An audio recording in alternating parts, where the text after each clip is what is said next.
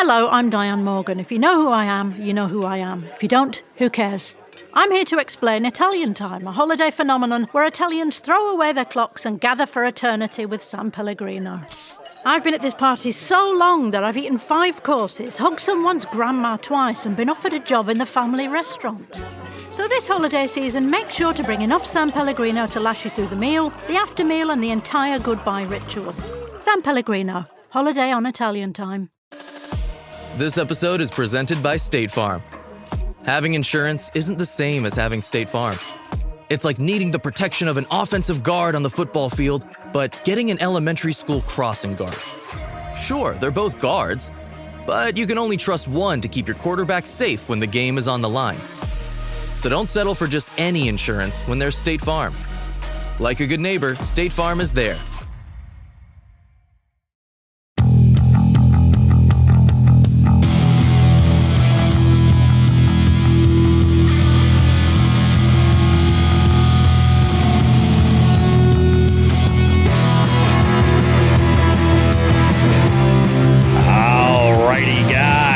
Episode number 303, baby. Jigs and Bigs. We got ourselves one hell of a show. This week, we got lots to talk about, guys. Now, I'm going to tell you, this is the very first shows that we're starting the recording process on a Friday evening. So, yes, Joe and I have been drinking. It's also just following Christmas. This might be a little bit rocky.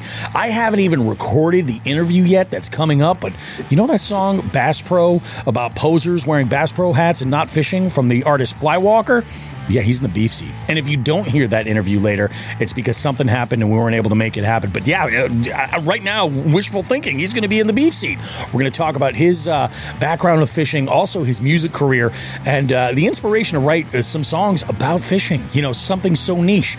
We also have a really good topic in Just the Tip this week. We're talking about confidence baits. Are they helping or are they actually hindering? What's the story there? It should be pretty juicy. A couple of calls on the live well as well. Plus, we're going to talk about like all the fishy shit that Joe and I had under the tree for us. You guys don't want to miss it. We got much more good shit happening here. Jigs and friggin' Bigs. We'll see you guys in a bit. Go get something delicious to enjoy. We'll see you after this.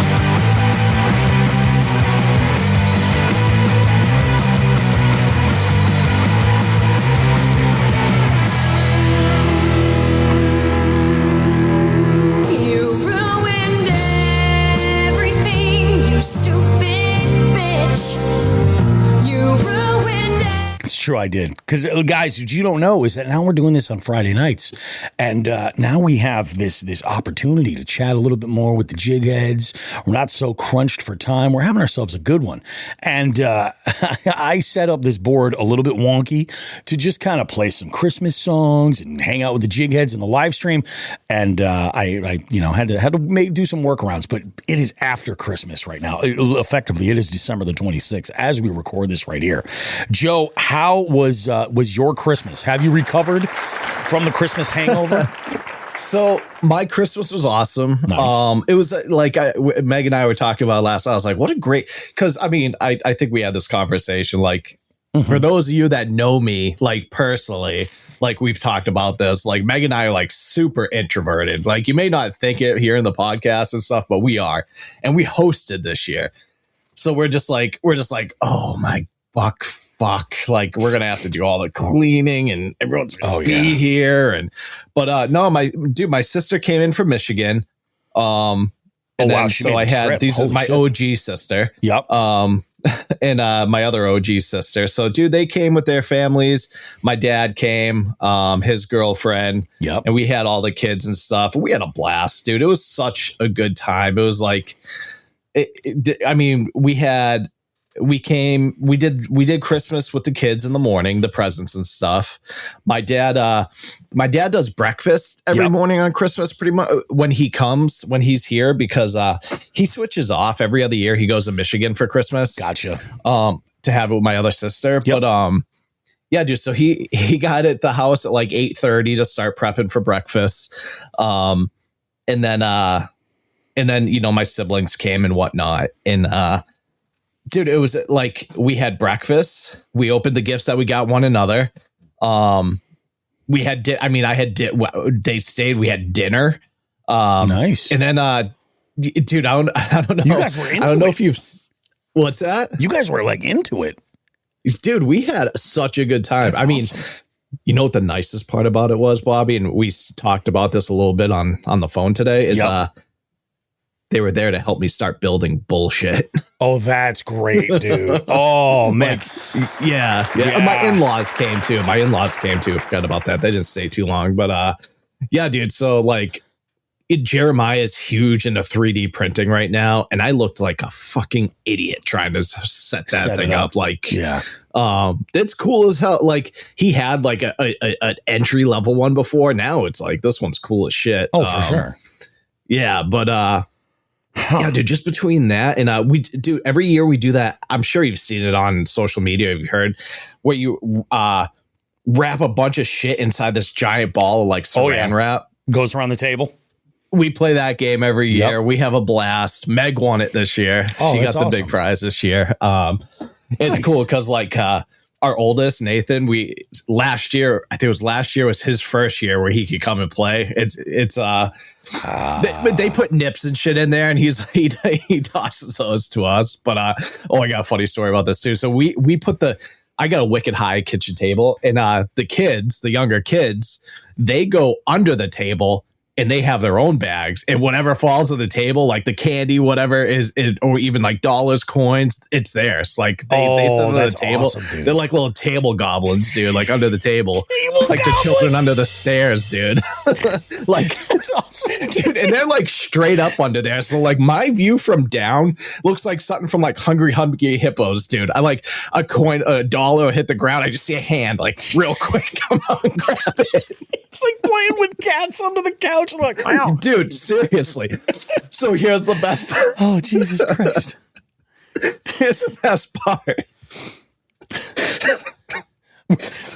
7 minutes into this. This is awesome, dude. This is awesome. One of the fucking nips is root beer flavored, right? Oh, okay. Emma can read now, bro. Oh no. Oh. So, and thank the Lord Jackson was under there too. Dude, one of the nips fell. It's root beer. And I hear Emma like, oh, I'm going to have this root beer. And I didn't like think anything of it. Yeah. Dude, and I hear it. Like, I hear the seal crack. And then fucking, I look under real quick and Jackson's just, dude, she was like she was right there, dude. She didn't get any of it, thank God. But dude, that's amazing. DCF, oh, God. DCS is knocking outside. They're like, hello, what's going on? Yeah, DCF is on their way to my house right now. But oh, dude, yeah. So it was. I still have like 15 fucking scratch tickets. I got scratch from that thing. But oh, dude, I love that game, dude. We have a blast with it every single year. That's awesome. My oldest, Nathan, his first year, he won it. So we always there's a bunch of fives in there, ones. Yep. But the center that is always $100 that's bill. Great. That's awesome. Yeah. And oh, dude, it's such a cool game. But yeah, so that happened with Emma. And they got a couple bucks, like shit. That, like every once in a while, like one of the dollars, I'll purposely like make it hit the floor or whatever, so they can be excited. For sure, that's a big get for little kids. Hell yeah! Oh hell yeah, dude! And Emma ended up with a 5 somehow. I don't know how I know there's 5s in there. I don't know how she got that. She was scheming, but she sold back the nip. She sold back to somebody else. She's like, I can't have this, but you probably want it, don't you? Here you go. Oh yeah. Dude, we had such a good time. Got some cool gifts. We talked about a Bobby a little bit. Yep. Meg got me. You know what? I got to do a little bit of investigating. I got to put my investigator hat on because Meg got me the Meta glasses. That's fucking cool. Yeah, that's exciting. Meg got me the Ray-Ban Meta glasses, dude. They're sick. They're transitioning lenses, so like. But she's like, I think this would be great for you for like content and like stuff, like help you out. I was like, hell yeah. And dude, what I didn't know is like the arms of the glasses are bone conducting headphones. I didn't realize that. Me neither. That's cool. So I can listen to music with them and shit. I can answer calls.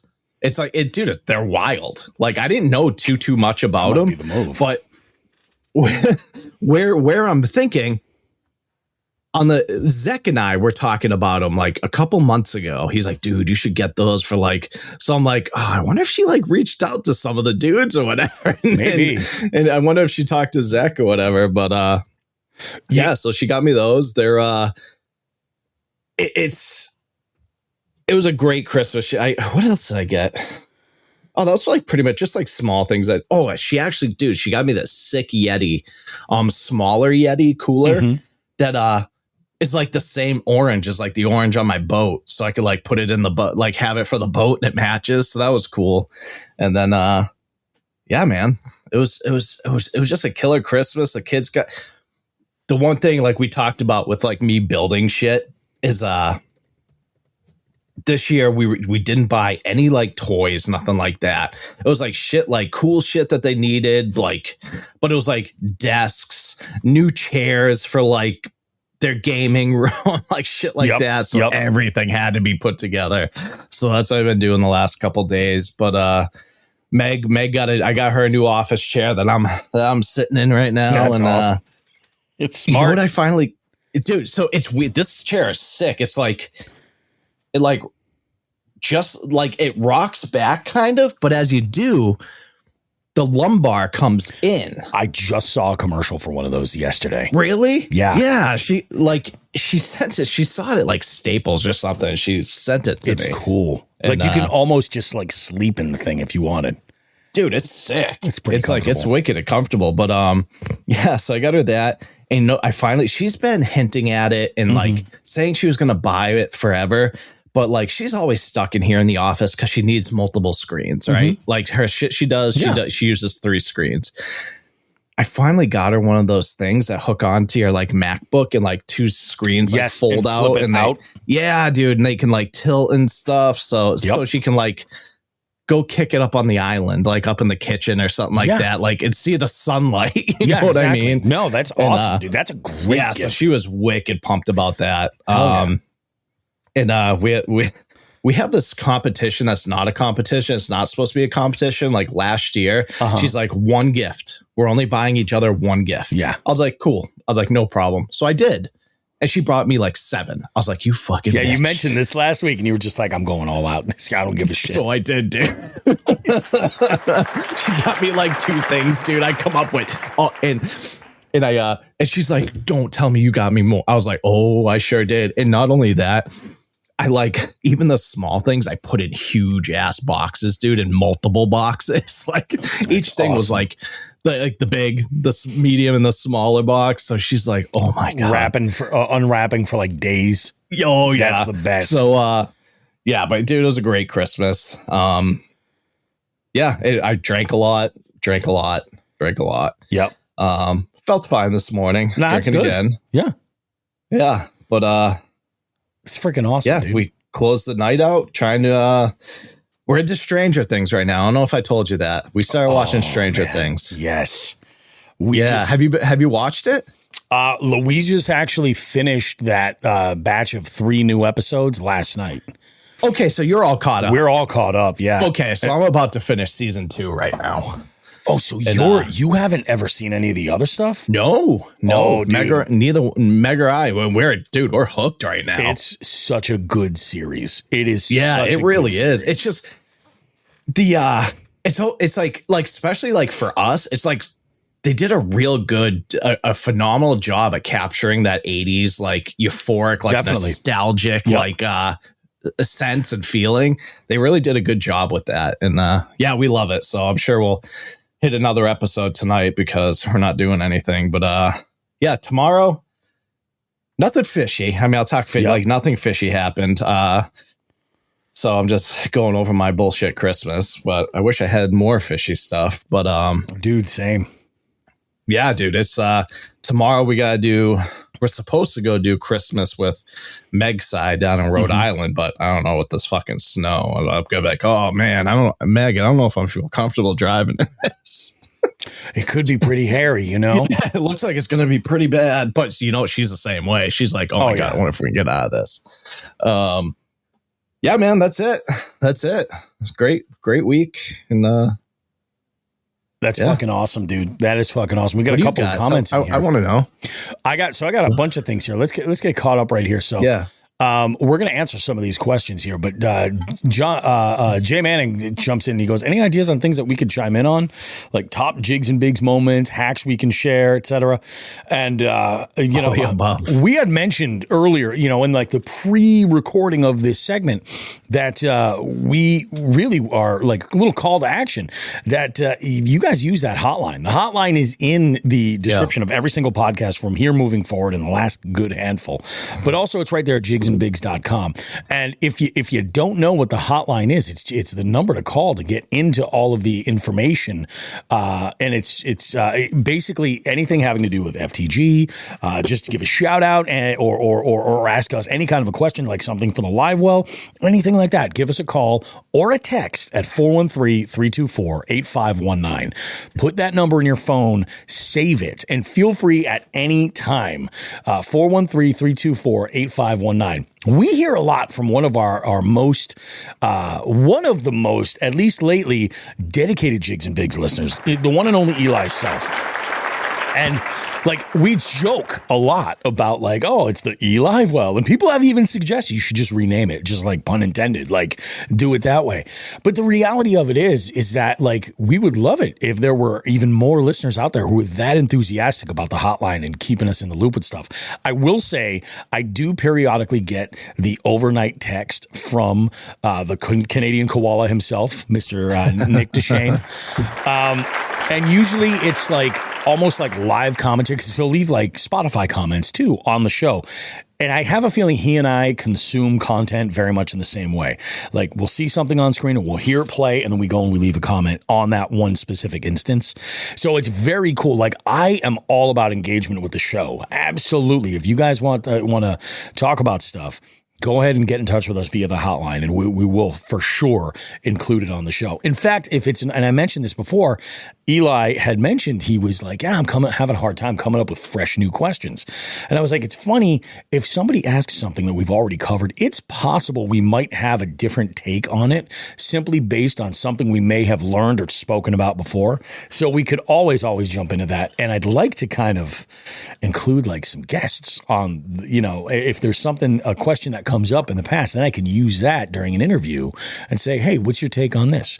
What's that special sauce that you're all about, or whatever? It don't think it has to be like stuck in the category of like a tip or a tactic or gear or anything like that. If you guys want to just call and like leave us a statement going like, here's a hot take, what do you think about this? All boats suck or something like that, whatever it is, whatever you think it is, go ahead and throw that out there. We'll like, it might be some that we're just like, oh, okay, and that's it. But there might be some we might be able to riff on, so we'll go ahead and go for it. And then he comments, he goes, I'm curious what top ranked podcasts are, most listened, most engaged, etc. He goes, I really enjoy the roundtable, but it also may have been the alcohol. And yes, for sure. The roundtables are great. Those are really hard to put together. But it is possible now with having Fridays lined up that things will be good to go. So that actually sets me up to talk about my week. I got a lot of shit done this week. I had a short work week. I worked Sunday night, had a great time at the Delaney house, worked Monday night, worked Tuesday night. I was off on Wednesday and Thursday, off today, and I had made the announcement on last week's show that we would be recording moving forward with the default day being Friday evenings. Like that was the plan. And here we are, everybody, here we are. It's full throttle Friday, baby. And I love this. Your boy fucked up a little bit. He probably should not have pulled the plug when he did, because my intention was to just utilize that regular work night as a location to do fishy trivia before the 300th episode. So this fishy trivia, the 300th episode party is on January 24th. The fishy trivia is going to be Friday the 23rd. And I was like, damn, I really, I would like to be able to just do an in-person event and have that, initial hang. We'll figure something out. I am going to look around. I'm going to talk to some of my other accounts and see if they want to pick it up. Just like, hey, We'll do this thing, whatever. I'm just going to come in and do it and basically bring a bunch of people and do some fishy shit, and we'll have some fun. But I think what I'm going to do is this will be the first time I do an event that's hybrid, meaning that you will be able to play online. Absolutely able to play online. It will be tricky. If you want to do it, you will need 2 devices. You'll need a smartphone, right, to be able to play the game on. You'll have to download an app, and I'll get instructions to everybody and everything. And basically, you'll get the instructions and the link to the Zoom where this will happen, because it's got to happen on Zoom. It's got to be immediate. It can't be a what do you call it? It can't be one of these deals where it's like it's on YouTube, because the delay on YouTube, it's too long. So it won't work. And you guys will certainly not get any speed bonus points, because you're going to hear everything about 4 or 5 seconds behind when I actually say it. So if we do it in Zoom, it'll be real time. So what I'll do is I'll get everybody that information, and you'll need that. And then you'll need a device for the Zoom, like a laptop. Ideally, you connect to that, you watch the stream. It'll be all keypad, so there's no verbal answers or anything like that. It'll just be kept straight and narrow. But I wrote the game in between, celebrations, and in between, alcohol and cannabis fueled, blackouts. It was, and I think it came out pretty good. I think it's pretty good. It's perfect for the Jigs and Bigs audience. I think it'll be solid. So that's the plan. That's what I'm kind of working on right now. We did have a bunch of folks that picked up their tickets for the 300th party over the last handful of days. And remember, guys, there is information over at jigsandbigs.com where you purchase your tickets of places if you're looking for lodging. That's available as well. So go ahead, get your tickets. Remember, your ticket is you can stream the event all you want at the party on the 24th. You can stream that on the Jigs and Bigs YouTube channel. What the ticket gets you is into the running for the giveaway. We're going to be pulling out names for prizes and all kinds of good stuff. You're not going to want to miss out with that. So like I said, I worked Monday, I worked Tuesday. I dropped a YouTube video this week from the outing that I had out at the Cape. And in that outing, I kind of went into some of the details regarding what we talked about last week in the headlines, Joe. We talked about that 15-pound largemouth state record from Massachusetts here and out came out. So I got to tell you, dude, that video has been getting some really good engagement. Some folks have really, either they've had an opinion on the new information that came out, or they were asking me questions about Cape Cod and things like that. I was kind of like, this video is I'm going to drop it. We'll just see how it does. But it's kind of doing pretty good. So I'm here for it. That's great. Good. That's awesome. And then as far as fishy shit that I got for Christmas, I got a couple of things that I'm really interested in. 2 of them that come to mind specifically are these. I don't know if they're exactly like magic erasers. Have you ever seen those Mr. Clean magic erasers? These are designed for your boat. Designed to clean vinyl, designed to clean all kinds of different surfaces. You just use water and scrub, whatever. This is great because I've got almost all vinyl floors. You know what I mean? So I can keep that nice and clean. I'm stoked about that. And then my wife was like, I opened this one present up, and she's like, she sees right on the front, it goes, high quality fishing accessories. And she's like, oh God, I didn't realize that the box said high quality. She's like, usually when that's the case, that's not what's in the box, when they have to advertise that. But she got me, it's a pair of pliers, right? And they're all like aluminum, so, which is awesome. But they're almost like the perfect pliers where they're, spring loaded, right? So they open on their own. So that I like that. I like that a lot. I also like the fact that these are split ring pliers. So I'll have a set that's dedicated there, but I can leave them in the boat. They can get rained on like crazy and they won't rust. That's the biggest thing with pliers right there. It also came with a fish gripper, like a small one. I've got a big one for like big toothy ones, like a 50-pound max rated weight one. Because, I like to buy that gear and set myself up for failure when it comes to catching 40-inch plus pike and all that jazz. Right. And then what else? What else did I get that was fishy? My daughter's girlfriend got me a fishing mug. It's like a metal mug that's wrapped in enamel. It's got a bunch of different fish species around it and everything. I'm actually probably going to use it on my desk for like pens and shit like that. And it was awesome. My wife loved her gifts. There were 3 items that did not make it in time for Christmas. I ordered these things the first week of December. Like, there's no reason why they shouldn't be here. One of them's coming from like fucking Spain, you know. And I do have tracking information on that one. There's another one that's like a what the fuck calendar, like a desk calendar. That one hasn't shown up, but there was one that did show, oddly enough, Christmas Day.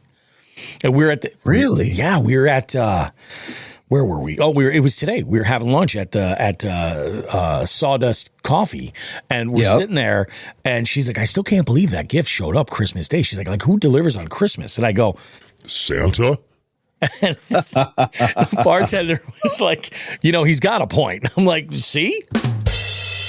Finally, somebody's right. And then let's see, Christmas Day. So we had Christmas Eve. My wife was like, let's just do something like really like easy. Let's just do a nacho bar. And I'm like, bring it. What a great idea. What a great idea. Here's one thing that I did do for Christmas Day when we had lunch. I picked up over at Outlook Farm. Love Outlook Farm in Southampton. You guys don't even know. Like, what a fantastic spot. All the high-end pork products that I pick up, I like to get right from there.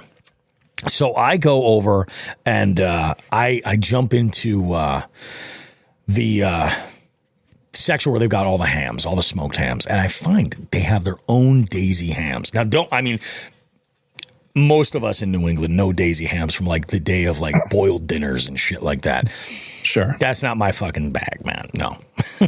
This is like a quality piece of meat, but it's smaller. It was like, I think, 1 3/4 pounds. It was the smallest one I could find.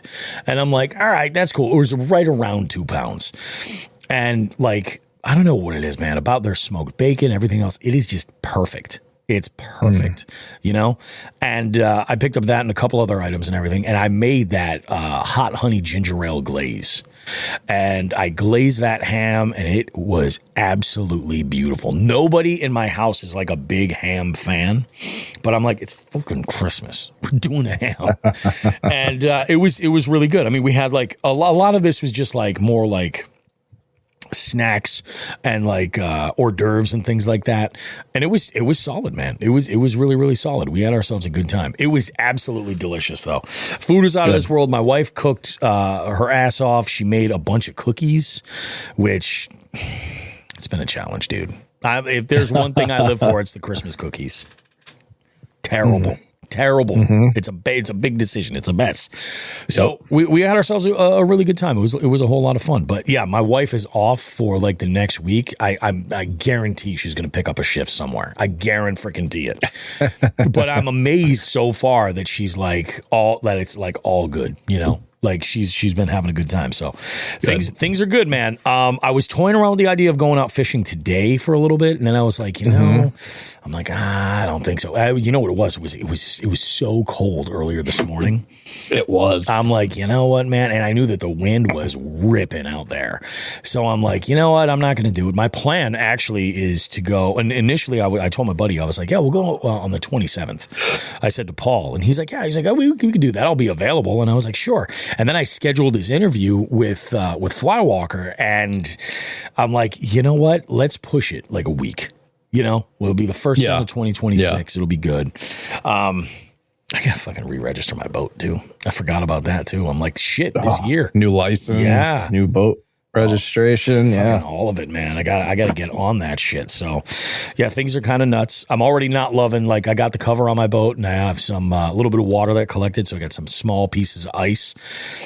I think I'm gonna go out there and just pop them off and try and figure something out. But oh man, yeah. So I did just get a phone call on the hotline right now, and I believe it's Jay Manning. So I might, in between breaks, try and grab that for the live well and see what we can do. But that's when I say I'm here working for you. This is crazy, dude, because we'll have this done. I'll have the interview wrapped up tomorrow afternoon. And then I could edit the show and have it up and ready to go. I could probably even do some promotional shit in advance. This could be such a good thing for this podcast being on Friday nights. Oh, yeah. Fucking cheers, dude. Cheers. If you guys are interested in getting out to the 300th episode, there is one simple thing you can do. Just go to jigsandbigs.com. And right there is a link immediately on that front page. And you can click that sucker. It'll bring you over brown paper tickets. Get your tickets for the party. If you're in the New England area, you're going to be around Springfield, Mass. on the 24th. It's all going down 7 p.m. on January 24th. We're over at Nathan Bill's Bar and Restaurant. And this is where the 100th episode went down. And it's always a great time over there. Their menu is absolutely out of this world. There is word on the street that we will have a keg of Wormtown Blizzard of 78 in the bar. What? Yeah, so I mean, I'm just like, if we're gonna have a seasonal beer on tap, that's a good one to go with. So yeah, come on out. Well, you know what I drink at the live shows. I'm more of a gotta have my 2 shots of tequila, Bobby. A couple tequila shots, I hear you, man. It's going to be, dude, I'm looking forward to it. I think it's going to be really, really good. Oh, that's part of the reason, too. Well, I'm stoked to have Flywlkr on for this show. I told him, I was like, dude, I'd love to have you perform at the 300th. And he's like, I've never performed in Massachusetts. I'd love to do that. That's awesome. He's from Vermont. He's not that far. I mean, he's a few hours out, but it's not like he's out in like California or some shit. Sure. And he's like, dude, I'd love to do it. I was like, let's get you on the show. We'll have a conversation. We'll talk a little bit, get to know you a little bit, and make, if you're genuinely like hyped up on the Jigs and Bigs vibe, let's have you come down and do a couple of songs, 2 or 3 songs, and, kind of see if we can create some Springfield fans. I don't know. One thing I am nervous about, I don't know how bad that's going to fuck up the live stream, because it is copywritten music. You know what I mean? We'll have the artist there, so like we can get whatever we need in order to clear it. So like it is a high possibility that live stream is going to stream like this and then just not be available. You know what I mean? So you're going to have to listen to the podcast to get all of that. I'm probably not going to include the music in the podcast per se, unless like for some reason the recording comes out amazing and he wants to release it. He's welcome to it. As a live track. Yeah. A live track for a fishing podcast. Fucking A. Hell yeah. Jace, Bobby. Bobby, that? I think I forgot to build something because I could hear Meg like building something behind me and there's like shit hitting the wall and like tools falling. Oh no. It's not good. That's rough. It's not good. If in your opinion, I have my own opinion here. What do you think is more difficult to build, like under pressure like that, like under duress, like kids' toys and like accessories and stuff like that, or IKEA furniture? I've never built a piece of IKEA furniture in my life. Me? Oh my God. Oh, I've never even stepped foot into an IKEA. No. Oh my God. You know how IKEA got their name, right? No. So I forget what the old name was. It was like fucking years ago. And IKEA, they sold furniture like they did. And that was the whole principle about the place, was they sold stuff that wasn't assembled, so that you had to take this on your own and put it together. So, it's like the way it goes for most people. And this is the same way it was for me. Like, you go through, you count all your parts and everything. And of course the fucking instructions are in it. Like they're either in Swedish or they're in like, they're just all drawn out with like arrows pointing to shit and stuff like that. And I'm like, all right, this is whatever, so like you're putting together whatever it is. It could be a countertop. It could be a platform bed. It could, who knows, a shelving unit. Could be a car. Like exactly. It could be anything. And you're putting it together. You have no idea what this is. You maybe stop and have a couple of beers. You have another couple of beers, and you know what I mean? And you get to the end. Yeah. And you have a bunch of spare parts. You're not supposed to. But then, of course, like, your wife or your roommate or whoever comes in, they're just like, hey, are you supposed to have all these pegs and like screws and fasteners and everything? And you just look at them and you're like, bitch, IKEA.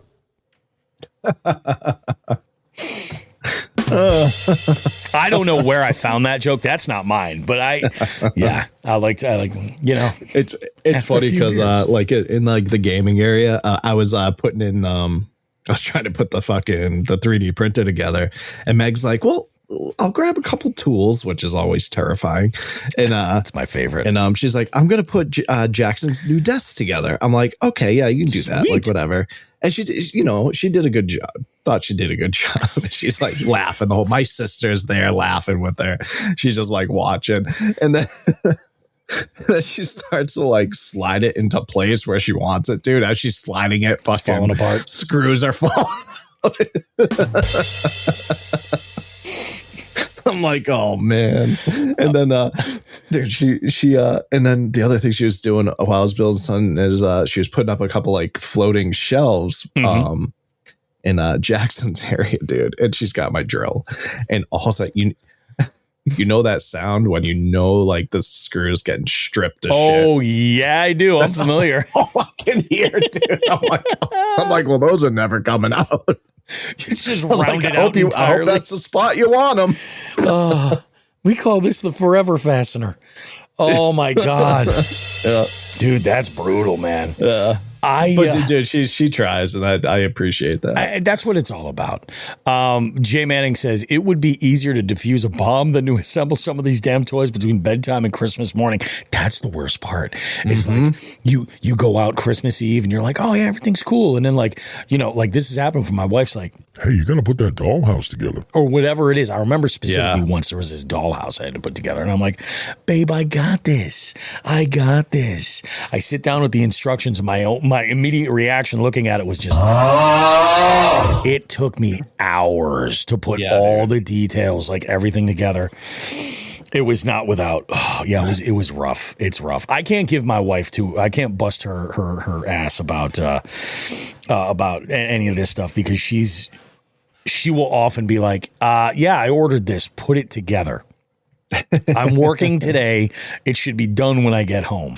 Because she knows that like the fucking ADD will kick in, and I'm just going to be like, okay, cool. And then I'm like working on it. Everything's cool. And I'll pay I just put together a hutch this past summer, and we love it. But the problem is like she buys this garbage furniture.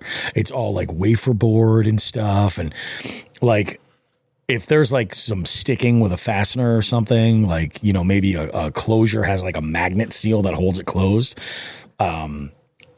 She's not exactly the most delicate when it comes to opening these doors or something. So like the face will just rip right off, and I'm just like, or like something, it's overstuffed and then it gets stuck, and then she gets pissed because the fucking screws pull out. And I'm like, well, it's glue. It's all just glue and sawdust. Sure. Literally. 100%. Yeah, he says, and once you're done assembling it after 4 beers, you have to put decals on straight, sweating. Yes, 100%. It ain't easy, man. Fatherhood is a set of challenges. Very few, like you're thinking, how am I going to provide? No, how am I going to build this race car bed so that my children don't fall out of it and fucking snap their neck in the middle of the night? Why are there so many extra parts? That's the worst part. If he dies, he dies. That's the worst part. I think when I built my first, it was Delirious who was running the show. I was just handing him tools. I think he realized that when it comes to putting together like the axle assembly and everything, like I was out of my element, so he handled all that. But we had a few spare parts. It just kind of happens, I guess. Oh, good God. It's funny. It's funny because I was like, oh yeah, I'm gonna head down to the garage and start building some stuff to my dad. He's like, oh, I like that. I was like, okay, sweet. Like, he's much more mechanically handy than I am. I've got some reinforcements. Yep. He's like, oh, sweet. While you're down there, I'll knock out a quick nap. I'm like, oh, sweet. Thanks, bud. This is a little pro tip that just came in, and this is why the jig heads are awesome. But like John Hagens chimes in, he goes, off the subject entirely, just tasted Evan Williams cherry for the first time. Suddenly need some cherry Pepsi or Coke. Yes. I could see that. I don't know if did we talk about what we were drinking while we were recording? If we didn't, this is what's on the menu for Joe and myself. I am drinking from Trogs Brewing, a seasonal ale. This is the Naked Elf, and this style, I guess they would call it like a Belgian ale. And these are 8.2 percenters. Mistakes were made.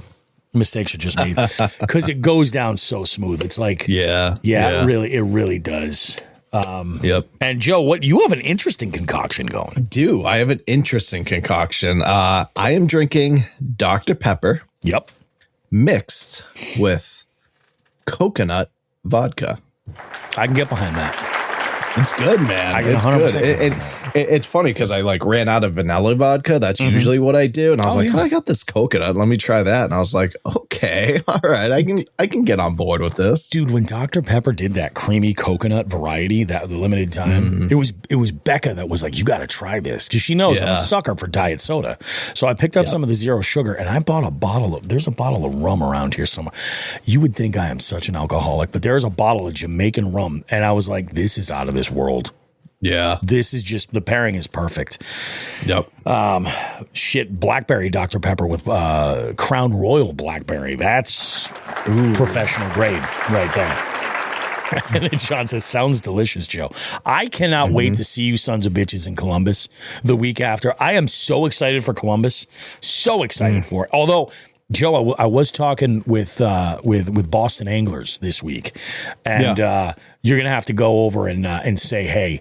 They got some fucking heat in that booth, man. They got they got some Boston Anglers over at the New England Fishing Expo.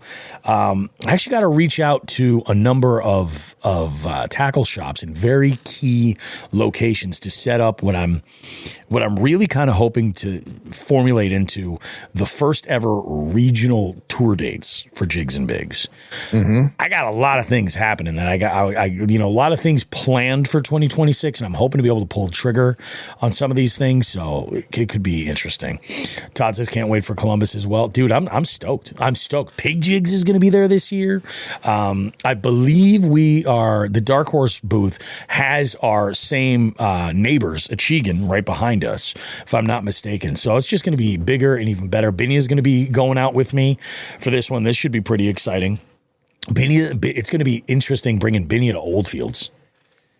You know, that's right. It's going to be interesting bringing Binya because we're not. Dude, it's not like we're not going to Oldfields. Meg's like legit mad at me about that. We're not going to Columbus. I believe it.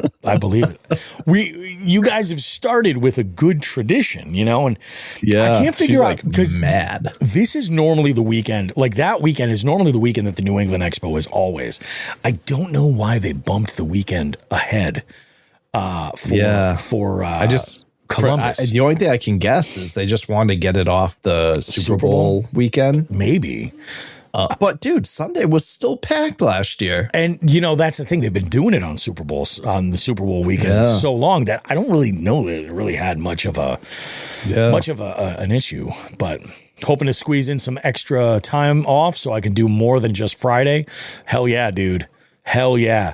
That's a big show. Like it's a big fishing show. Like if you have a problem spending money, you're going to want to bring a handler is what you're going to want. A financial handler is what you need over there because there's no shortage of stuff you can spend money on.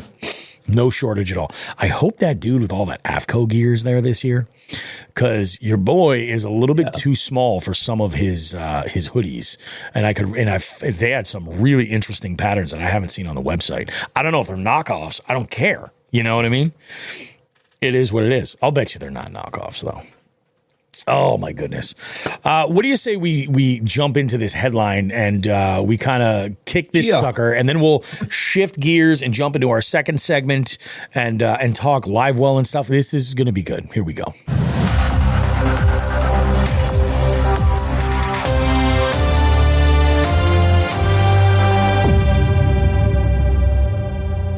All right. Put those drones away, shark fishermen, because Texas just outlawed using them to drop baits off the beach. The Texas Parks and Wildlife Department clarified that the popular practice of using unmanned aircraft systems, commonly known as drones, to deploy fishing bait is now prohibited under federal law, according to its interpretation.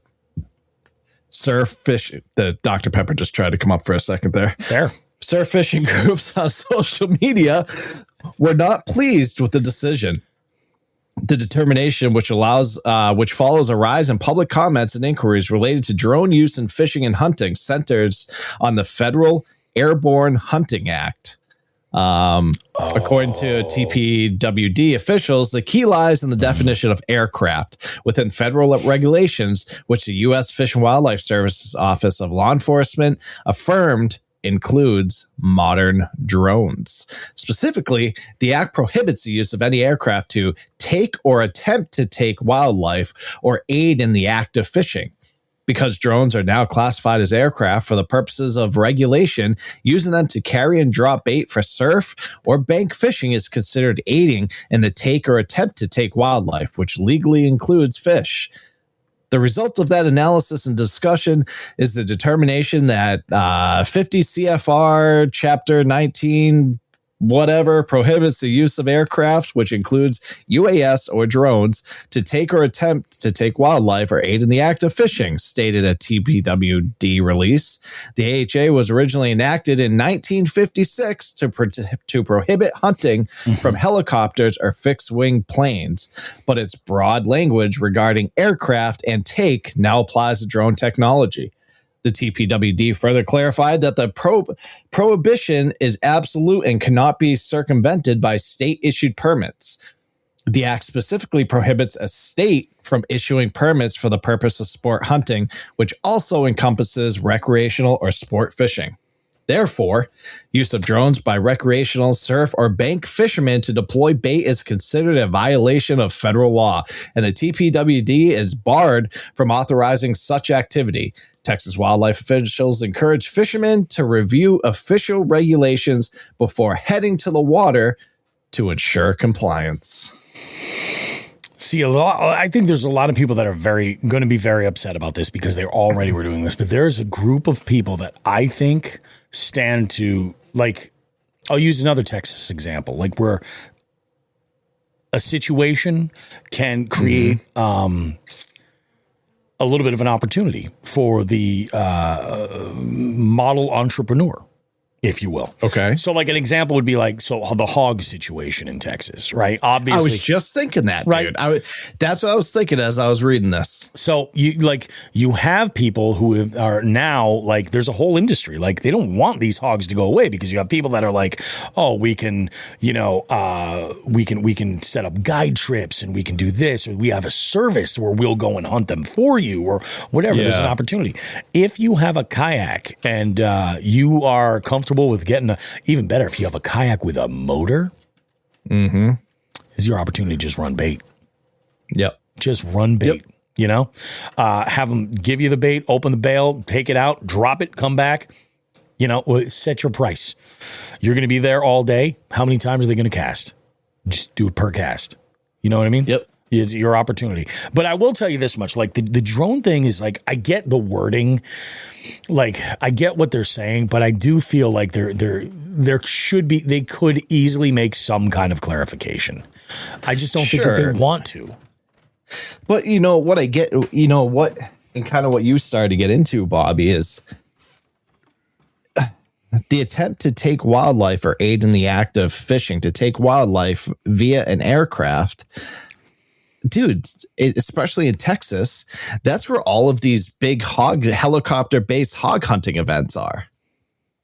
So yeah. I'm not like, so I'm not, it's, so are those banned now too? I'm going to have to do some research to see because they're up there with fucking miniguns, bro, shooting these hogs. Oh, yeah. You're right. You know what I mean? I didn't even think about that. Has that been prohibited since then? Yeah. Or is this kind of like, that could be a whole can of worms. Yeah, dude. It and really could. It's kind of surprising to me that it comes from Texas because Texas being such a conservative state, somebody somewhere. This thing's from 1956. So this came from either some nefarious, not nefarious, but some complaints probably about beachheads or, something like that. Yeah. Or an incident that happened with a drone, with a beach goer on a beach. But, you got to be careful how you word it because them saying that also prohibits, what we're talking about with the aerial hog hunting and shit. Oh, so, yeah. I don't know. I'm gonna have to look into that and see. That's kind of wild, dude. It really is. Like, I mean, it's just getting harder and harder to do shit with the drone anyway. Like, just in general. Yeah, it is. Now, like, all the DJI stuff, my drone doesn't work. I know. Yeah, my DJI drone does not work. And it's because basically all the DJI stuff, well, there's workarounds. Yeah, not for the drones, unfortunately. There's workarounds with some of their stuff. But like the cameras that have Bluetooth, like you can't buy the action cameras, you know? You can't update them, you know? It's nuts. Yeah, your area, we'll talk offline, but I know what's going on, especially in your area and around my work area. I mean, just not even that. Like, dude, the app, I can't upload the app. I was on the Cape and I wanted to fly my drone. I can't even update the app. It's like, it's rough. Like there's a lot. And the thing is I think that maybe you might have some folks that when you say like there's an issue with a drone, like you can't use one of those downsized mini drones and think that you're going to carry a deer carcass, carry like a fish carcass out for, some type of live bait. Like you need a sizable piece of equipment to do that. And I'm wondering if maybe there were like you said, an incident where somebody was using something underpowered and it maybe hit somebody. Well, did they? I mean, it's crazy. So this is also going to kill a market because there are drones out there for sale specifically for this because they were showing them at ICAST. Yeah, that's what they're fucking designed for. It's crazy. It's crazy, man. FCC shut them down. Yep, they did. It's fucking crazy. There are a couple of other companies that are just like cover companies that are there's one DJI camera specifically. I saw a Canadian creator that's still able to get all of the original DJI stuff and everything.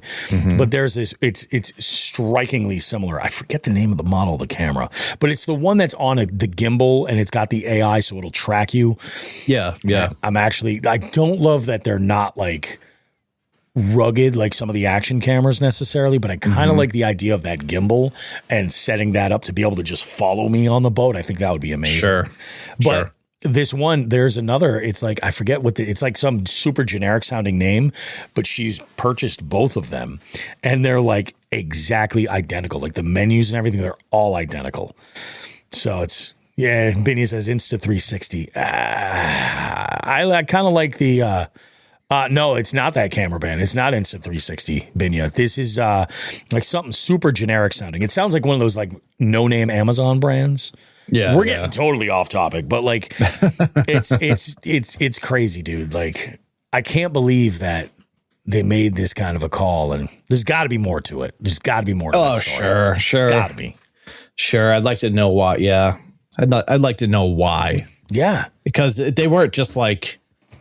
Someone didn't just wake up this one morning like, we should probably start enforcing this. You know what I mean? I'll bet you what happened is there was something that happened and somebody was like, oh shit, there's this, we rest on this, regulation, the wording of it. And here we go. Cause it's an aircraft, Yep. Freaking crazy, dude. That is nuts. Crazy. Gotta love it. We're going to take a short break, guys. Don't go too far. We have an amazing Just the Tip lined up for you. This Just the Tip is absolutely, I think, let's put it this way. If you have a confidence bait, you're 100% going to be able to relate to this and may have a strong opinion on what I'm going to say. You very well might. We've got to put, fingers crossed, I'm hoping we got Flywlkr in the beef seat. And that'll be coming up as well. And I did get your text on the live well, for the live well. We're going to be talking about that as well. So we got a handful of items we're going to be talking about in the live well. Don't go too far. Much more Jigs and Bigs coming up right after this. Here's my 30-second story with Guinness. As soon as my sister and I get home for the holidays, we don't even unpack. We head straight to our pub. The bartender already knows our order, Guinness and fries. We laugh all night, catch up with old friends, and walk home with faces sore from smiling. It's one of my favorite nights of the year. That was my 30-second story with Guinness. Guinness Draft Stout. Please enjoy responsibly. Imported by Diageo Beer Company, USA, New York, New York. Does it ever feel like you're a marketing professional just speaking into the void? But with LinkedIn ads, you can know you're reaching the right decision makers, a network of 130 million of them, in fact. You can even target buyers by job title, industry, company, seniority, skills, and did I say job title? See how you can avoid the void and reach the right buyers with LinkedIn ads. Spend $250 on your first campaign and get a free $250 credit for the next one. Get started at linkedin.com/campaign. Terms and conditions apply. Oh, Hilton stay. Your beds are soft and cozy. No lumpy couch, no stiff futon, no shower line at crack of dawn. Oh, Hilton stay, a holiday you're saving. When you want holiday comfort you can count on, it matters where you stay. This season, enjoy spacious, comfortable rooms and friendly service when you book with Hilton instead. Hilton for the stay. The Subaru Share the Love event is on from November 20th to January 2nd. During this event, Subaru donates to charities like the ASPCA, helping support more than 142,000 animals so far. When you purchase or lease a new vehicle during the 2025 Subaru Share the Love event, Subaru and its retailers will make a minimum $300 donation to charity. Visit Subaru.com/share to learn more. And perhaps play a little game called Just the Tip. Just for a second, just to see how it feels. Or ouch, ouch, you're on my hair. Okay.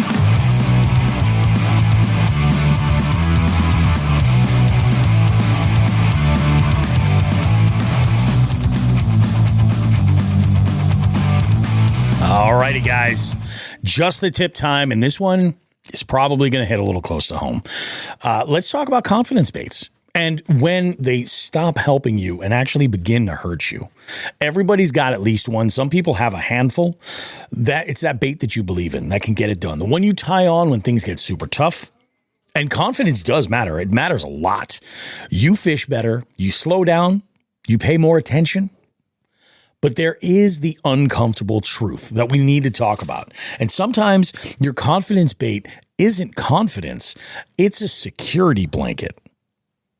I've watched guys, and I myself have thrown the same bait for hours and hours and hours simply because it's worked here before.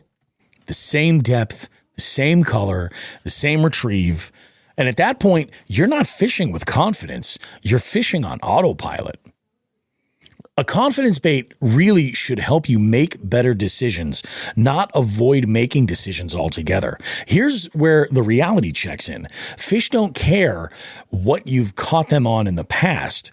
What they care about are conditions, light, pressure, water temp, even mood. Some of the slowest days I've had were when I refused to put down my confidence bait, even when everything around me was screaming for change. And then some of my best days were when they started the moment I admitted to myself, yeah, this isn't working. We need to make a change right now.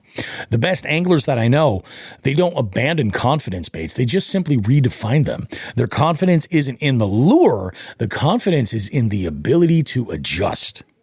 So here's this week's tip. Use your confidence bait as a starting point, not the finish line. If it doesn't get bit in a reasonable window, don't panic. Experiment. Change the speed before you change the color. Change the depth before you cut off that lure and tie something else on. Change your angle of attack before you change the location entirely. Real confidence comes from knowing that you can figure it out, not just hoping that the same trick worm works again. Because confidence baits don't catch fish by themselves. Adaptation does. What do you think about that, Joe? I like it. I like it. Because we talked and you're like, I don't know if I'm going to be on the same side of the fence. And I figured, I was like, I have a feeling we will be. Yeah. So like for me, like the confidence bait like encompasses like confidence techniques. Mm-hmm. Confidence areas and, which encompasses confidence conditions. When I talk about confidence and versus whether when I think about confidence baits in the aspect of if they hurt or help you, I don't think they could ever hurt you in the aspect of let's say, you're throwing something because of it's, time, condition, water temp, clarity, all that bullshit. And it's what you should be throwing, but it's not something that you're necessarily the most confident with. Sure. And you're just not fucking, they're not getting anything, no bites, no chases. Yep. So just because it might not fit the mold of the conditions, throwing on a confidence bait that you're confident in, not only it's called confident baits for a reason, because it builds your confidence as an angler, especially if you're like in a tournament or something. Yeah. So that's kind of like, if you're kind of looking like for like, Bobby and I talked about this on the show a million times. Like I try to get confident in a new bait every single season. I already know what mine is for next season. And did I tell you yet? No, I don't know. I don't think you did. The donkey rig, dude. I want to learn the donkey rig. Really? Yeah. I've been watching some videos on it. Yep. I got to do it. But anyway, we'll talk about that another thing. But Definitely. So like if you're down in the dumps about a fishing trip, whether it's bank, boat, tournament, non-tournament, just having fun. If you're down in the dumps because you're not getting bites, throw on the bait that you're just the most confident in, because that's going to build your core confidence in the hopes of maybe tagging a bite there, which will hopefully make it a better outing. But keep in mind, just because you're confidence bait doesn't mean you're always going to get that hit bite or fish. Exactly it. And it's something that you believe in. You know what I mean? And exactly, 100%. Exactly. Yep, that you nailed it. But it's something you believe in, and once you throw on that confidence bait and you kind of try to get yourself out of the dumps a little bit. Yep, you're going to be throwing casts a little bit quicker. You build that confidence, so you're going to be covering more water. It's a confidence boost. You know what I mean? You're confident with it for a reason. It's not just something that you catch more fish on. It builds your internal, like, all around confidence. And I feel like I'm blabbering. I'm hoping this is making some kind of sense. It definitely is. There are anglers who play it like on both ends, where they look at it. Their confidence baits are confidence baits simply based on history. Yeah, I can always throw a June bug wacky rigged, and they're always going to bite that. Sure. False. False. 100% false. They very well might, but if like that bait on that day is falling a little bit too slow for them to want it, and they want the more of a reaction, or you're fishing water that's just too deep for the ability to effectively fish that, like you need to take those things into consideration. So like if you're fishing, like wicked, like flooded timber, you know what I mean? Like this just is wood everywhere. Like I'll give you a perfect example. Like one of my confidence baits is a paddle tail swim jig. And I'm sorry, I'm a paddle tail swim bait on a ball head jig, really almost on any kind of a jig head, really, with like a good size hook with a nice gap on it, enough that I can get hooked, but open hooked, like you're fucking running the risk of getting hung up in that stuff. So I'll make an adaptation to that, and I'll throw a swim jig that's got a weed guard, and that might be a little bit larger, so that this way I can kind of like bully my way through some of that shit, and get it to just, get for that reaction, just that, get it to sink real quick, get it in there, move it out, maybe fish it more like a traditional bass jig on the bottom, but then swim it back. Or if one of my confidence bait is a topwater, popper, might not be a great idea to go throw that in 35 foot of open water. Sure. You know what I mean? Like it's just like those things that you have to consider. But there are conditions where that's a great idea. 100%. When you might be in 50, 60 feet of water in the middle of a fucking lake. But if you see bait bust in the top for some reason, throw that fucking popper in there as fast as you can.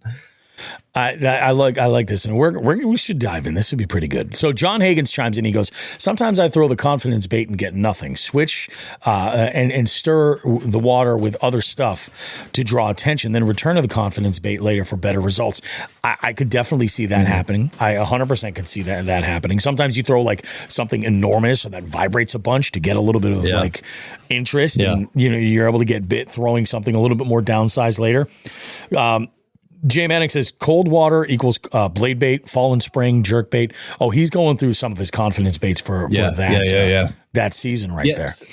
And that's a big reason too, where I don't put all your eggs in one basket. Definitely. And that's why Bobby and I have talked about trying to gain confidence in a few different baits, and I try to have equal confidence in those baits. But don't forget. There's gonna be baits that you have a shit ton of confidence in, then all of a sudden you're not going to. Yeah, 100%. like you're gonna lose. I mean, let's see if Bobby remembers, especially like around the time you and I met. Do you remember what my big confidence bait was back then? Like for a few years. Was it a shaky head? No, spinner bait. Oh, a spinner bait. Yeah.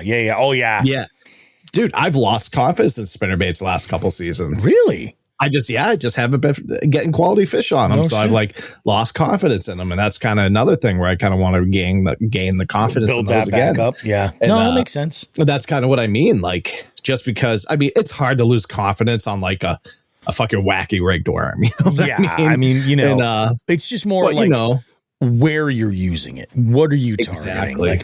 Exactly. And that's why I feel like, honestly, it's instead of saying like, all I need is, don't cut yourself off like that. Think about the situations that works best before you even consider it to be like a confidence bait. Think about why it is that way. What are the similarities between areas that you fish that where you've had those results? And I think that the other side of this is to put a little bit of effort into building your confidence into other areas so that this way you have an idea. Like you might have, I'll use a spinnerbait as an example, right? You might just be killing it on a spinnerbait, like a 3/8 ounce willow blade, gold and silver, white spinnerbait might be your jam. And maybe the majority of the places that you fish, the deepest spot there is like 15 feet of water. Like it's nothing crazy. You're fishing that really shallow, but maybe you're in a situation where you're seeing them, everything else that's going on around you is telling you, hey, throw a spinnerbait. It's windy. There's partial clouds, like everything around you is telling you to do this, but you're finding fish that are maybe in like much deeper water, maybe like 30 or 40 feet of water. They're not all the way necessarily on the bottom, but they're setting up in a different area. So that 3/8 ounce spinnerbait, you might have to move so slowly to get it to stay at the right depth that having the ability to think like, maybe I should try that 1/2 ounce or 3/4 ounce. Yeah. And throw that to run it at the right speed. I also think that whatever bait that you have in your hand is, if you can make a change to what you're already doing, instead of cutting it off and just going like, nope, this is what's going to work, you are helping yourself immensely, by just taking that step and saying, look, I do this all the time with jerkbait fishing. It hasn't really necessarily paid off. Like I've caught one of the biggest fish in my life on a jerkbait, but like I don't give it the time that I should, even still. When I was out on the Cape last, I had this a jerkbait in hand, and I would switch up the cadence here and there. I got nothing from it. I'll give you a good example actually from that video. I had one of the comments on my YouTube video was somebody was like, you know what I would have done? I would have definitely thrown some really super tiny like BFS gear or something like that. And I was like, yeah, I probably could have thrown like a really tiny micro jig and just waited, because I found fish. I was making an assumption that I was going to find fish in like 20 plus feet of water. I was finding fish in like 8 to 12.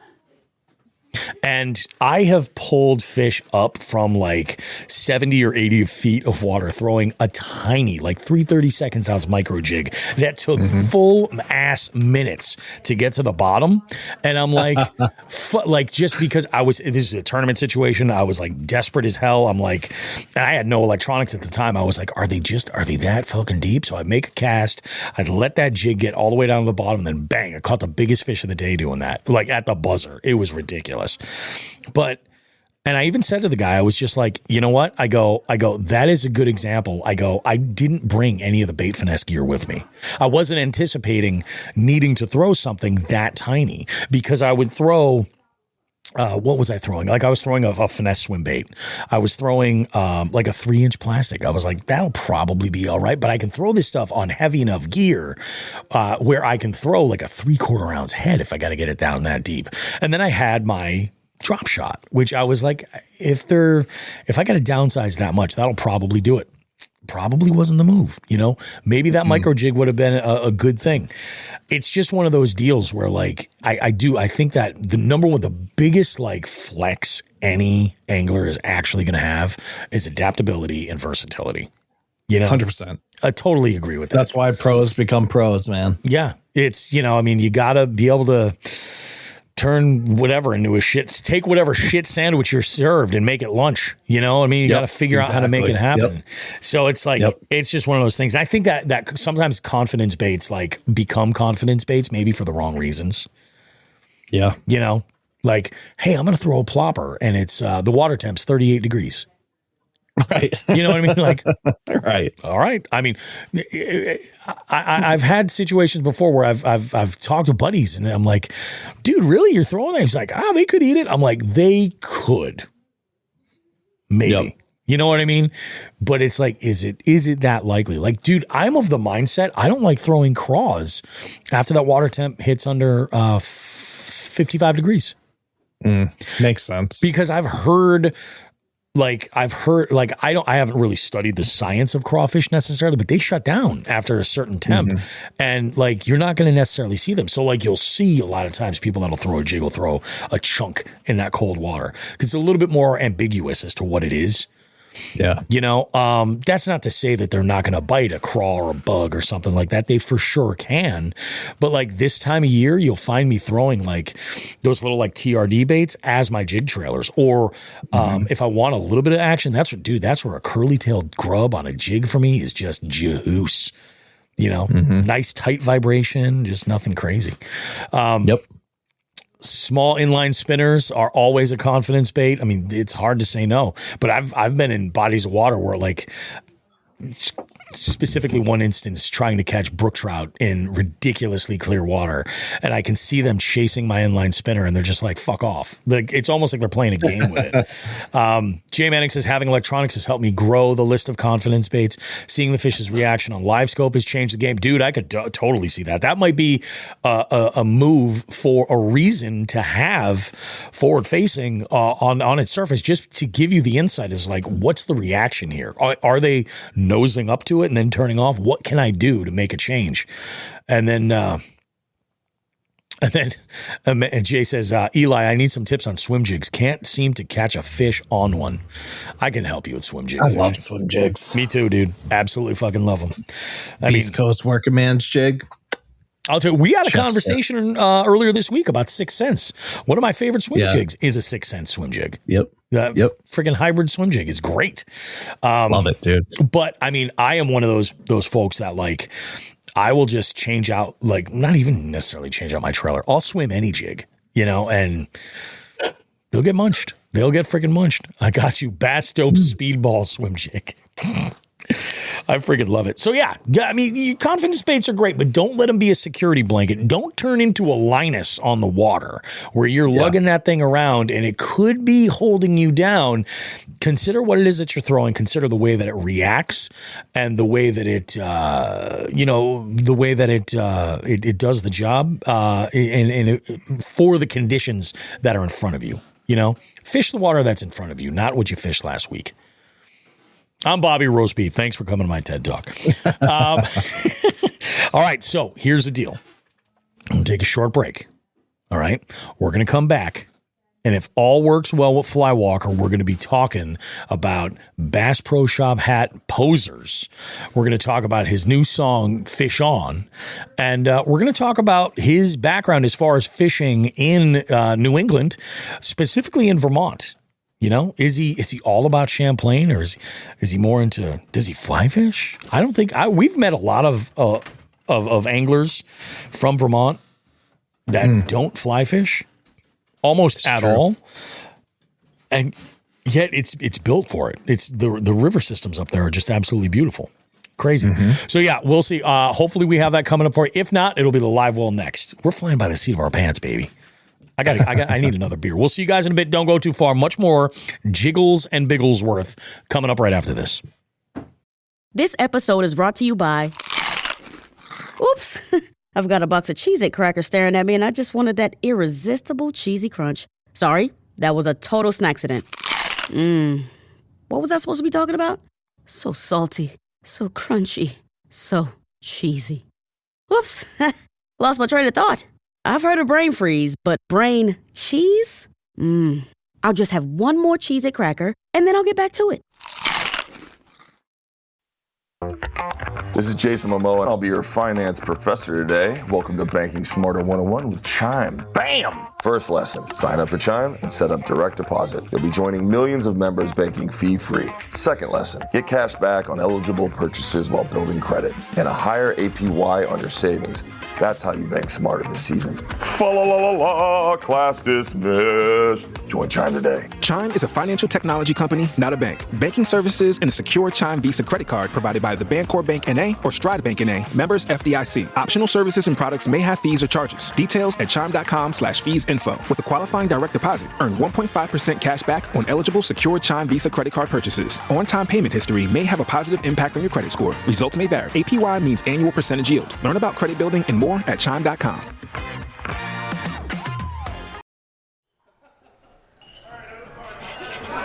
Game's over. Time to check my fantasy scores. You using a VPN? Why? Because using public Wi-Fi without a VPN is like leaving your wallet open on the table. Oh. Time to up my defense. McAfee Secure VPN keeps your personal information private and is included in all McAfee plans starting at just $39.99 for your first year. Sign up at McAfee.com/online protection. Hey, Ryan Reynolds here for Mint Mobile. You know, one of the perks about having 4 kids that you know about is actually getting a direct line to the big man up north. And this year, he wants you to know the best gift that you can give someone is the gift of Mint Mobile's unlimited wireless for $15 a month. Now, you don't even need to wrap it. Give it a try at mintmobile.com/switch. Upfront payment of $45 for 3-month plan equivalent to $15 per month required. New customer offer for first 3 months only. Speed slow after 35 gigabytes if network's busy. Taxes and fees extra. See mintmobile.com.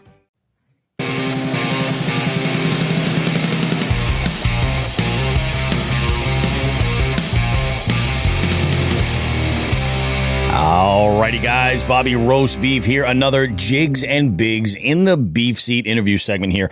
And this one, we got an interesting guest here because this young gentleman is making some waves in the fishing community.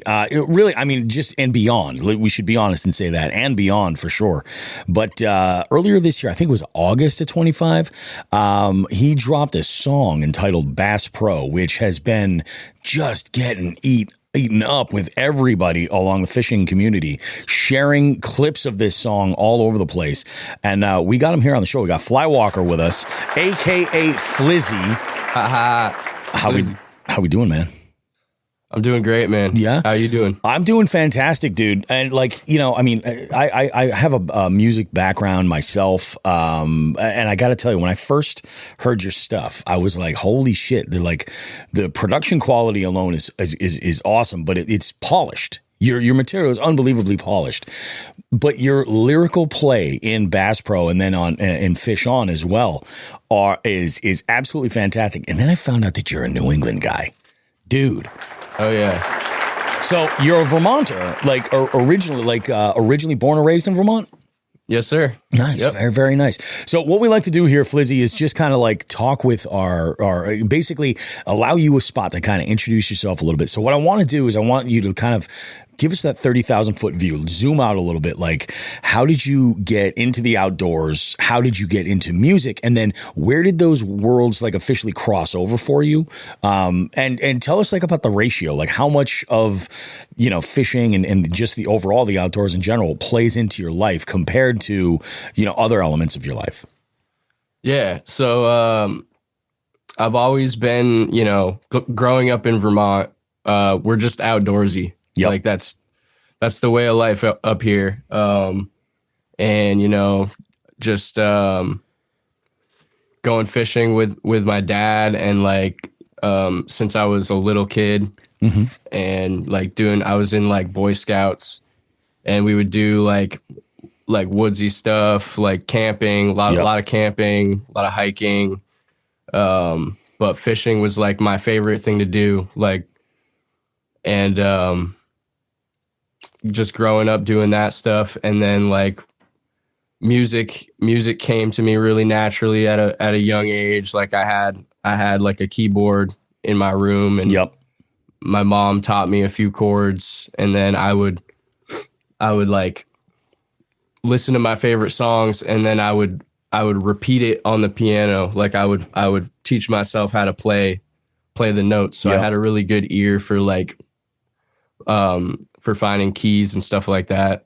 And, I mean, if we're talking from the beginning, like it's kind of a long story, but, go for it, man. I got time. No rush. Yeah. Like I started out, you know, listening to what my parents listened to, like rock. Yeah.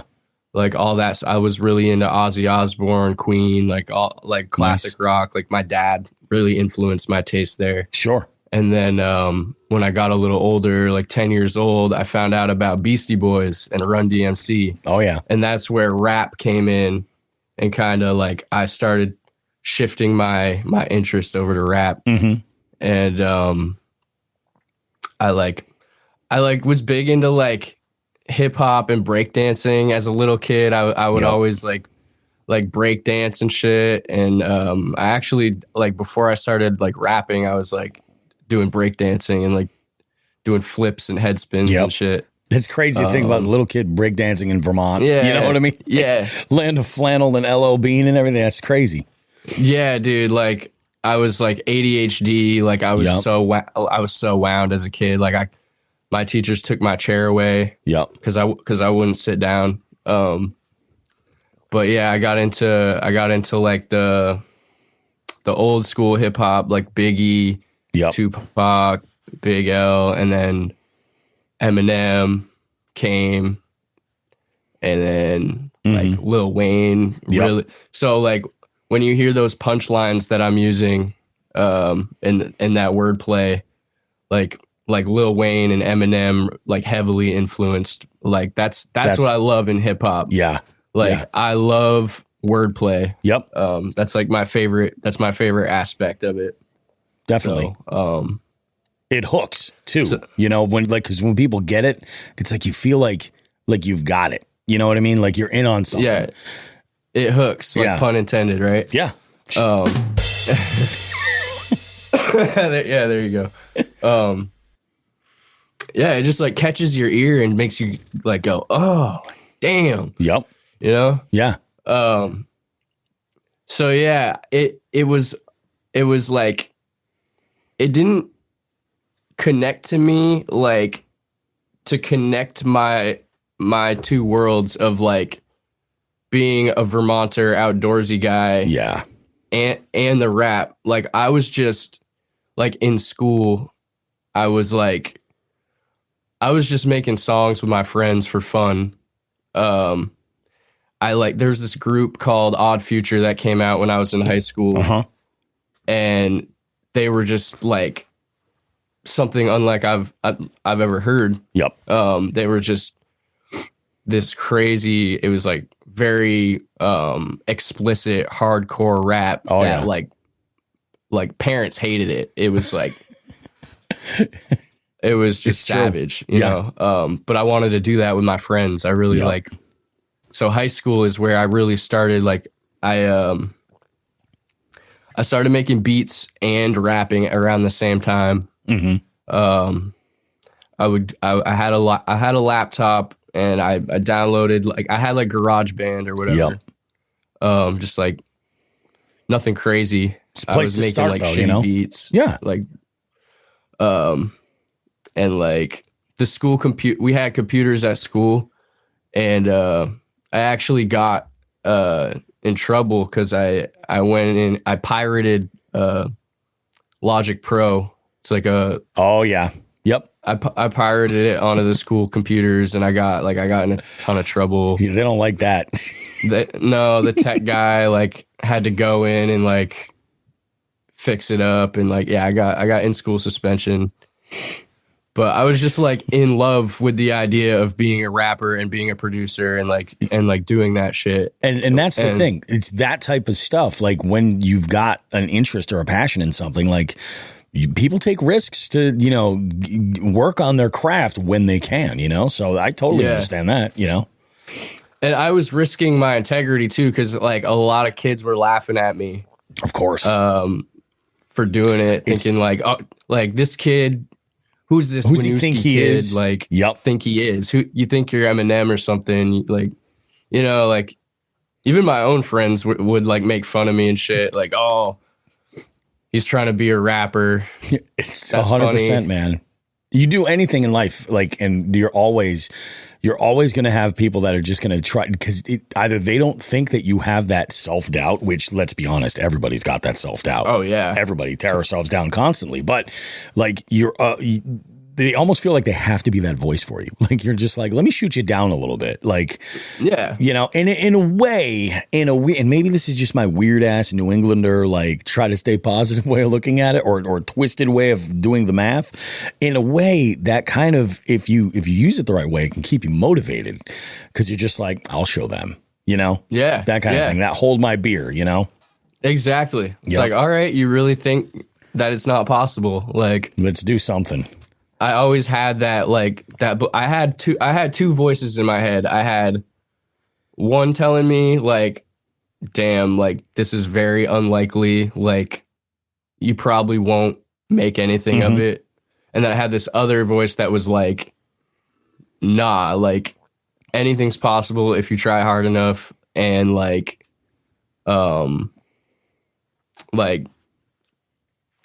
if you just you got this, basically. Yeah. Yep. My mom always told me she always told me, oh, you're special, you can do literally whatever you want to do. Sure. I always had that inner monologue of you can literally do anything. Yep. That you set your mind to. So when people asked me what I wanted to be when I grew up as a little kid, I would say, I want to be an astronaut, scientist, pilot. I wanted to do be it all. this, just everything. Yeah. No, I totally get that, man. And it's great with, young kids, when you see that sort of ambition, their eyes are open to the world, they haven't been shot down yet, type stuff. And it's and it's great on the other end when you're you see, especially I see this in my own kids, where they'll be doing something or they've overcome some kind of a challenge. I see this in my youngest daughter all the time. She's killing it in school right now, just absolutely killing it. And it was such a challenge for her to get there, but she got there, you know what I mean? And it was she stuck with it, and she was, it's awesome when you see the fruits of that effort, and there's obviously some filtering and stuff like that. We're not all astronauts or something, but usually there's something in life that, our paths take us and we find some sort of a passion. And for those that don't, I feel really, really terrible for, Yeah. I hope to inspire other people. Everyone I meet, I try to ask them what do you like to do? Yeah. And I tell them you got that. If you just cancel out all the noise and just focus on that, you can make that a reality, whatever that dream may be. Yep. And it does. It sounds corny, to say it out loud like that, but that's the reality. That's how it is for everybody. And it's crazy. We all put up this front, we're this facade, but in reality, we're all still at that at the center, that little kid that's just like, well, you know, this is what I want to do, or these are my aspirations, and how do we get there? So what was your relationship? Because this is where I'm most interested, because I found in interviewing folks that like they'll be really into the outdoors in their childhood. You know, they'll get really into it, and like similar to what happened with me, like there was just like fucking like punk rock and, you know, all kinds of shit enters my life. And I'm like, and it's not, I don't know if it wasn't, I don't necessarily really cared if it was cool or not, but like fishing and archery and all this stuff that I was really into just went way in the back of the list. And I didn't get back into it until I was like 30. Were you struggling with this when you were in the early stages of finding music? Was it more like the outdoors was in the background, or was this something that you kept coming to? Outdoors was always there. Yeah. But music awesome. has always been my forefront. The main focal point. Outdoors is just like part of who I am and what will always be. That's awesome. Like, I love snowboarding. I love, you know, camping, like fishing. Like I'm always like, if I'm stressed out in the studio, like I had a long session.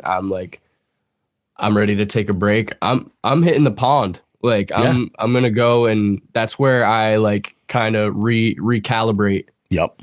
And but yeah, like the journey, like working up to where I am musically. Yeah.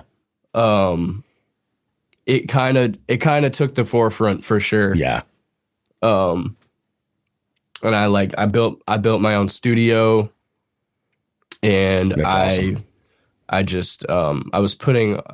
still do put like a lot of my free time into this music, because that's what it takes. Yeah. You got to sacrifice all that, you know?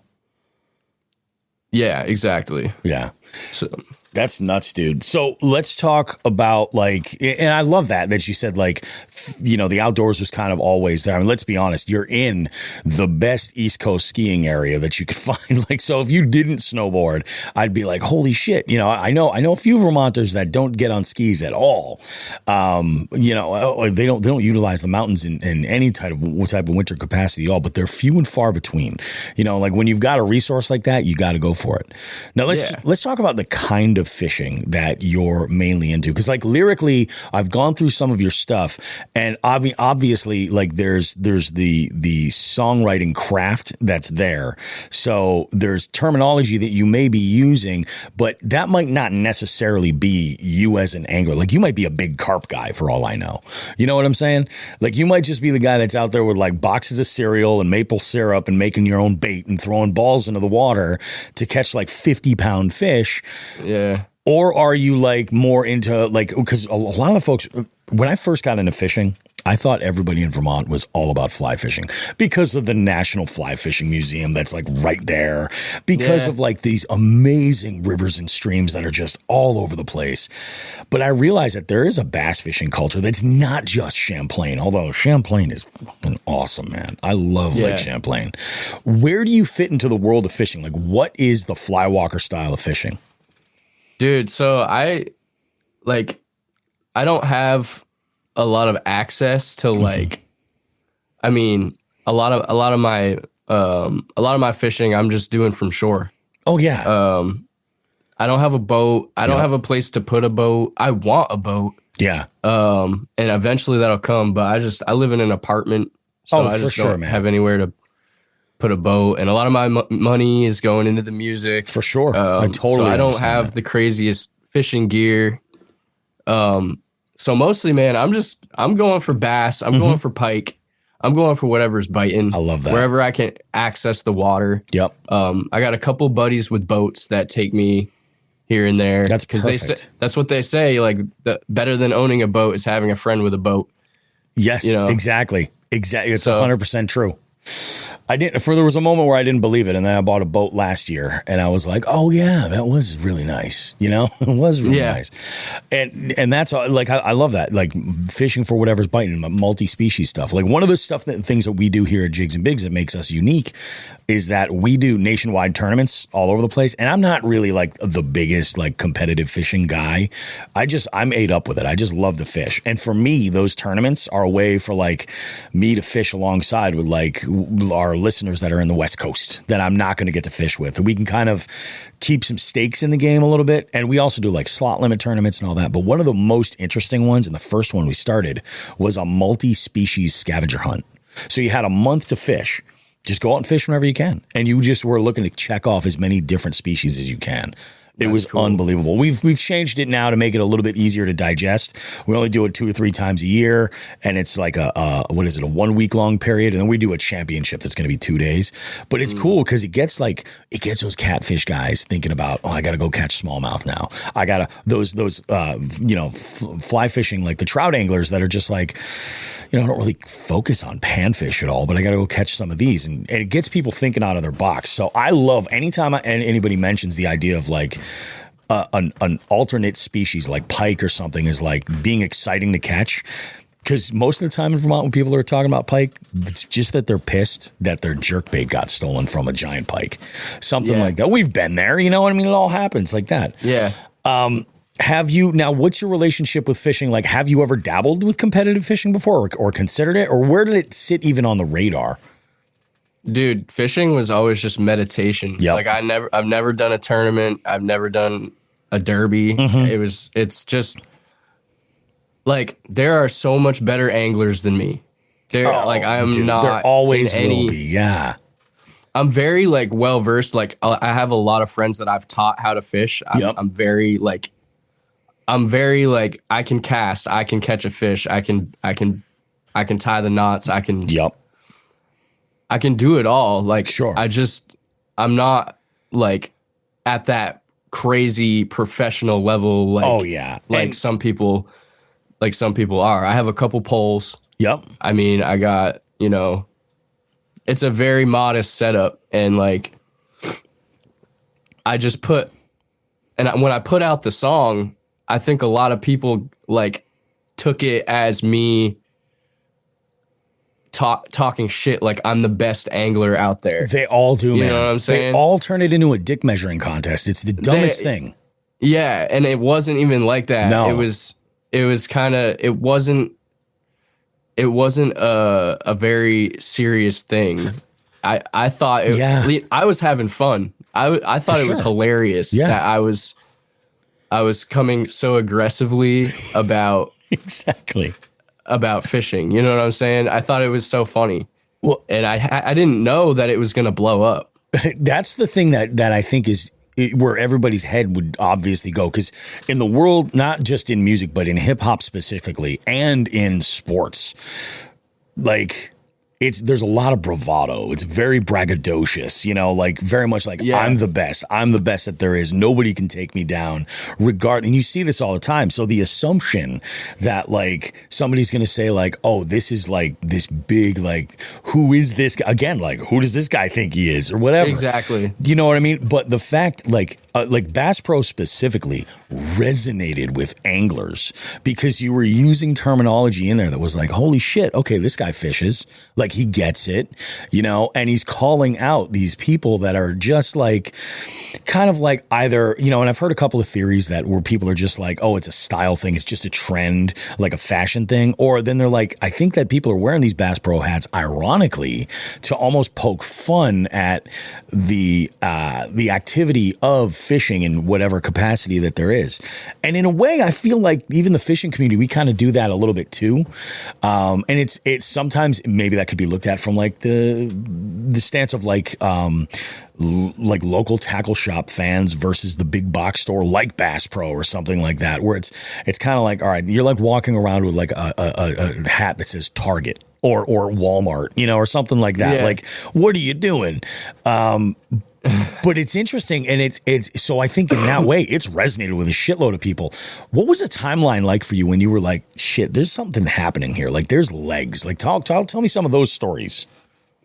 So I put the song out, and it was like a few days. I shared a couple clips, and it started to get some traction. And it was a crazy sequence of events. Like my family had just experienced like a pretty traumatic loss. Yeah. And so, you know, I was like, I'm still gonna follow my music agenda, you know. Sure. And so I put out the song, and it was right before I actually I took a trip with my now fiance to Croatia. We went on vacation. All right. We had both been working for a few years. We hadn't taken a vacation. Yeah. And we've been together since high school. I've been with my fiance for no shit. Good for you, man. 11 years now. Holy hell, dude, that's a long time. Yeah, that's I'm good 30, you put a ring I'm on 30 it now. So no shit, man. So yeah, we're going to Croatia. I had the ring with me, so we go on vacation, and while we're out there, my phone is blowing up with notifications like shit. I've never seen. Like, and it's the fishing community, man. Like I tapped into that niche, and it was just like I've had my music I've been putting out good music, but it wasn't hitting whatever. I wasn't hitting a niche because it was too vague. It was too like I was being too serious. I wasn't really like embracing my Vermont culture, my New England side of things. But for this song, I was really like, I'm gonna lean into who I am and what I do and like what I love. So that's awesome, dude. So like I hit the niche in the fishing community, and it just fucking exploded. It's so dope. And I'm out on vacation, like having a blast, and whole time I'm going viral, and I proposed to my girl, got engaged out there, and came back, and like I'm the Bass Pro guy now. And I'm like, all right, I got something now, and now I can really like let loose and like see what I can do with this. No, that is freaking awesome, man. Like, and it's interesting too, because like, and I don't want to like obviously talk shit about other fishing songs. Like there are like, so my background, I'm not sure if you dug into this at all, but I've been a DJ for like 30 years. Oh, no shit. But when I say that, like a radio guy, like a wedding guy, like that, I'm not working in nightclubs or anything. I'm too fucking old for that, man. Oh yeah. You know, but like I have been, you know, so my music collection is ridiculous. It has to be. It's part of a job requirement. And I host game shows. It's kind of become my niche as I've gotten older. And I've been having a real good time. In fact, I'm doing a fishy trivia online coming up the day before that 300th party. Oh, and fire. It's gonna be a lot of fun. And so like I love to do music rounds and stuff. And similar to you, I like to lean into who I actually am with the folks that play trivia, because to me, like, don't get me wrong, I love them, they're great, but I see hundreds of people a week, and like it just mixes up here and there, and like there's so many different personalities. It's like I have a role that I play as the trivia host primarily, but people kind of really eat that up when you're just your organic self. So like I'll do a music round of like, you know, oh, these are songs that my buddy and my buddy Paul and I, we fucking sing on the boat constantly. And I'm like, these are ridiculous songs, like Cheap Trick's The Flame. Why are we singing that on the boat? You know what I mean? Shit like that. And we would just like fucking joke around and all that stuff. And people fucking eat that up. I did a round one time where I was like, oh, songs about fishing. fishing. And like, you know, if I've done a trip, I'll do songs about like that area. But I'll take and I'll put a list of songs together, and there's like, you know, there's no shortage of country songs that reference fishing. Like no shortage. No, not at all. When it comes to like the genre of hip hop specifically, you end up with like a lot of stuff out there that's almost, and I guess this is across the board. There's a lot of novelty songs about fishing, like a lot.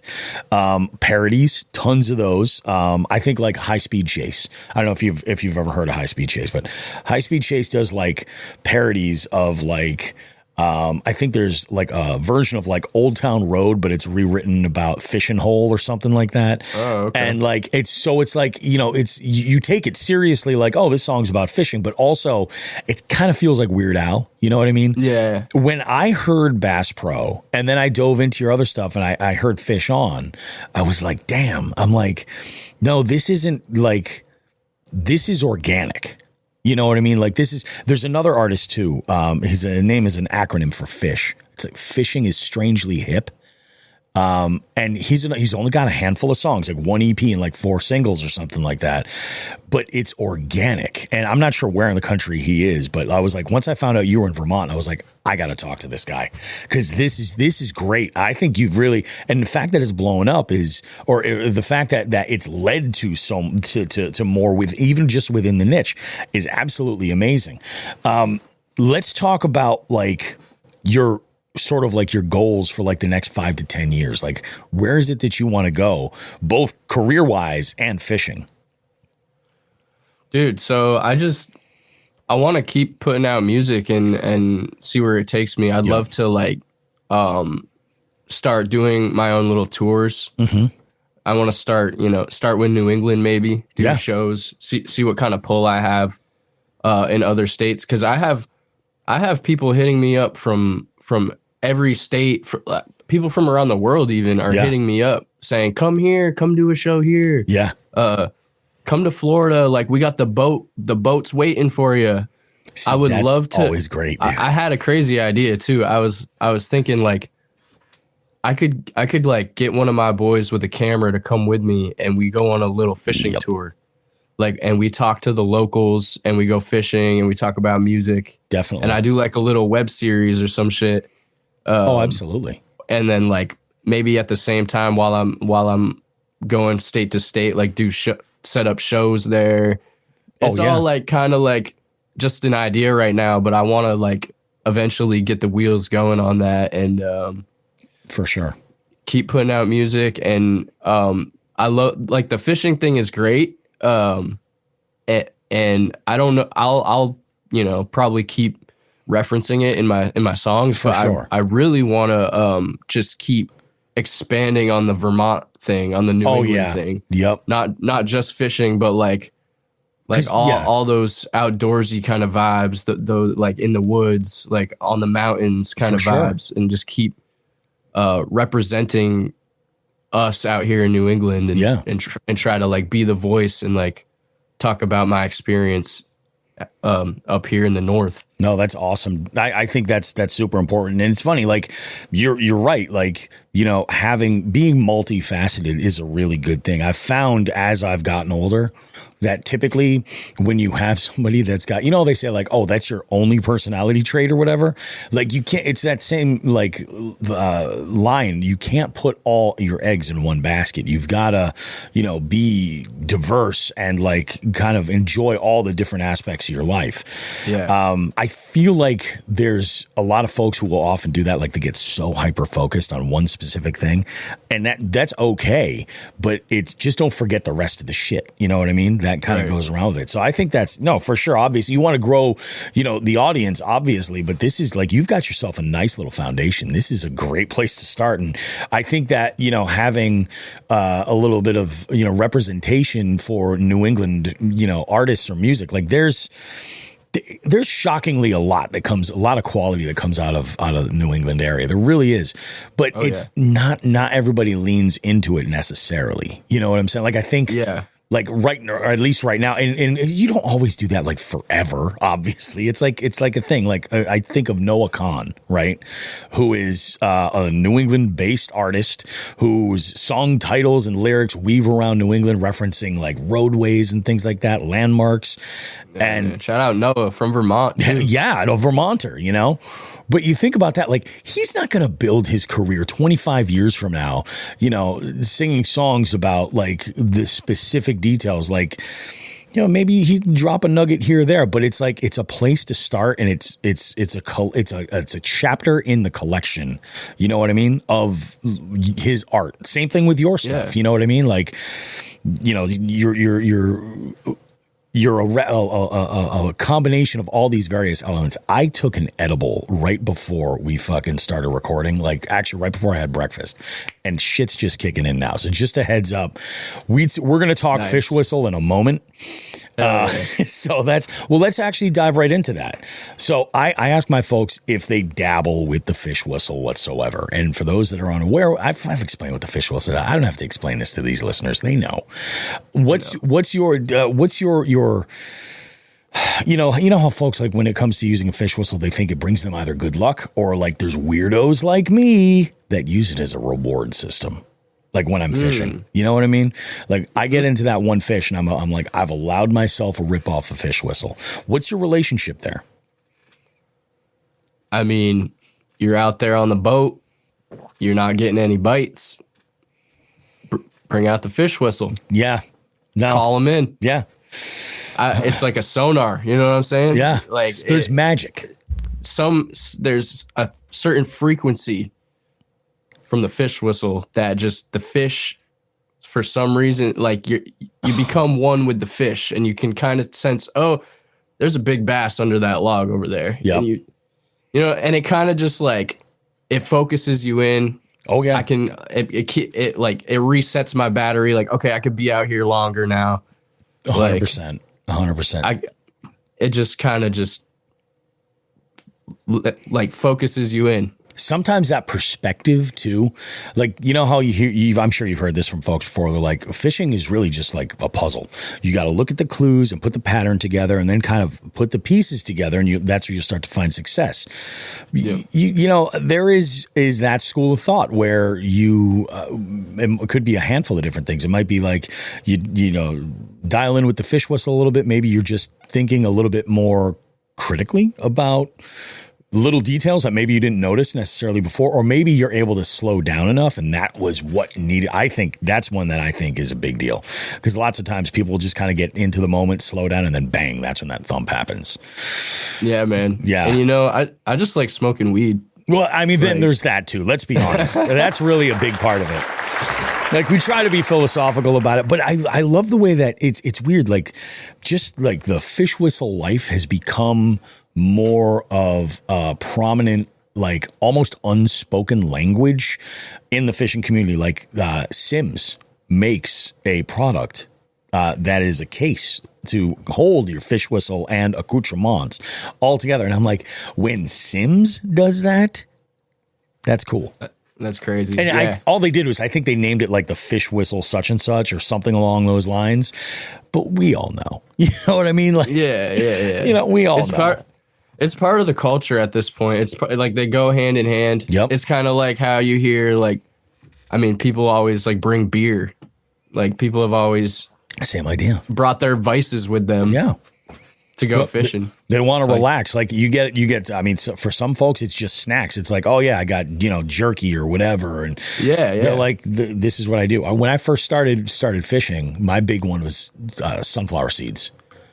And I just, I don't know why. I just, same thing. I feel like it gave me something to do so that when I'd be fishing, I could I didn't feel compelled to impart action on a lure if I didn't need to or something like that. It was it's almost like a little distraction to kind of keep yourself busy enough. And then you and I think you kind of can learn some of these patterns and then just use them later. But what kind of sunflower seeds though? You get the ranch kind? My favorite ones are the cracked black pepper and the I forget which company makes them, but there's an Old Bay. I don't know if I think it's Biggs makes an Old Bay, and that is just so good, man. Oh, hell yeah. So freaking good. But I'll never turn them down at all. There was one like mashup, and it was like a Doritos. Like, I think it was like a Doritos Locos Taco or something. And I'm like, that is interesting as hell. Interesting as hell. Yeah, it's good shit. So, like, now you mentioned Croatia. You've traveled before. Have you ever traveled specifically to fish? Dude, nah. No? I mean, I went fishing when I was a kid in Florida one time, like on a family trip, just like off a dock. But that was it. Like, all the fishing I've done has been in Vermont. Yeah. Which, I mean, and there's amazing fishing. Now, how often, or have you ever even fished Champlain? I fished Champlain. Yeah. I haven't like gone out on a boat on Champlain too many times. It's been like a handful. Oh yeah. Same but mostly, here, actually.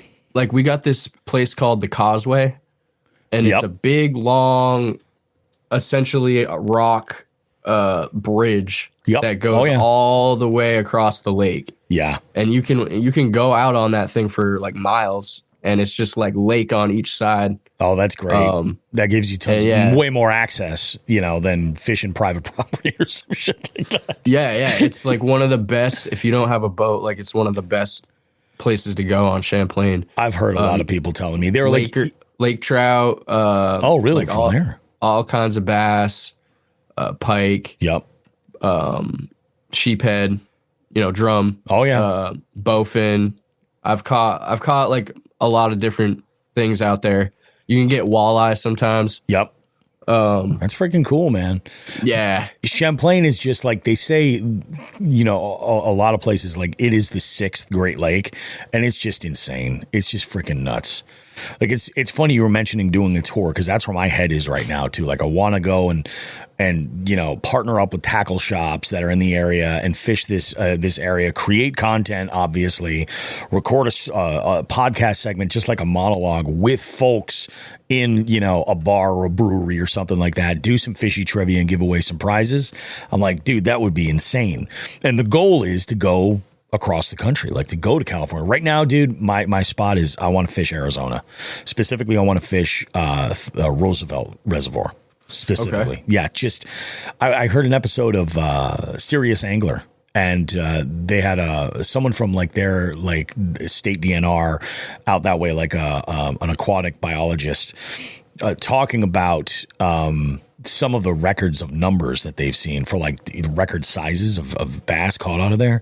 And it's just, I think it could be like a next unbelievable hotspot. But also like the camping in that part of the country is just bananas. Like shit we don't get to see here in New England, Yeah, wow. So I'm like, yeah, that's kind of like where my head is at. But like, so I love the idea of touring and getting out there and doing all that stuff. But you should seriously, man, like take a trip just to fish, like Oh yeah, take a ride to St. Lawrence. I just had someone invite me up to Ottawa, Canada. There you go. To chase some muskie, which has been on my bucket list. Yeah, I haven't gotten a muskie yet. Me neither. And they got some monsters up there, and I'm like, dude, I'm 100% down. Like, and they were like, okay, we got you, like, for a verse. And I'm like, there we go. I was like, deal. That actually, is not bad. That's actually kind of, if you play it the right way, it can be pretty dope, because you put yourself in a position now where like the networking is just as good as what the potential fishing could be in that area. Plus the experience points of just like going and doing something like that is kind of nuts. Oh yeah, I would. That's fucking cool. I would love that. Like, Canada is like right up. Oh yeah. Right up the road, like, and there's some amazing fishing there. So I definitely plan on taking a trip up there.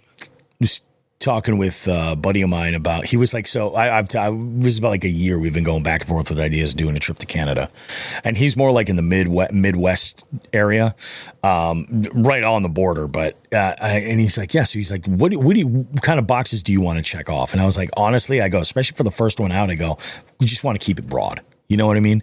Like, we could be fishing for, smallies. We could be fishing for, muskie, lake trout, walleye. Like, I'm game for all of it.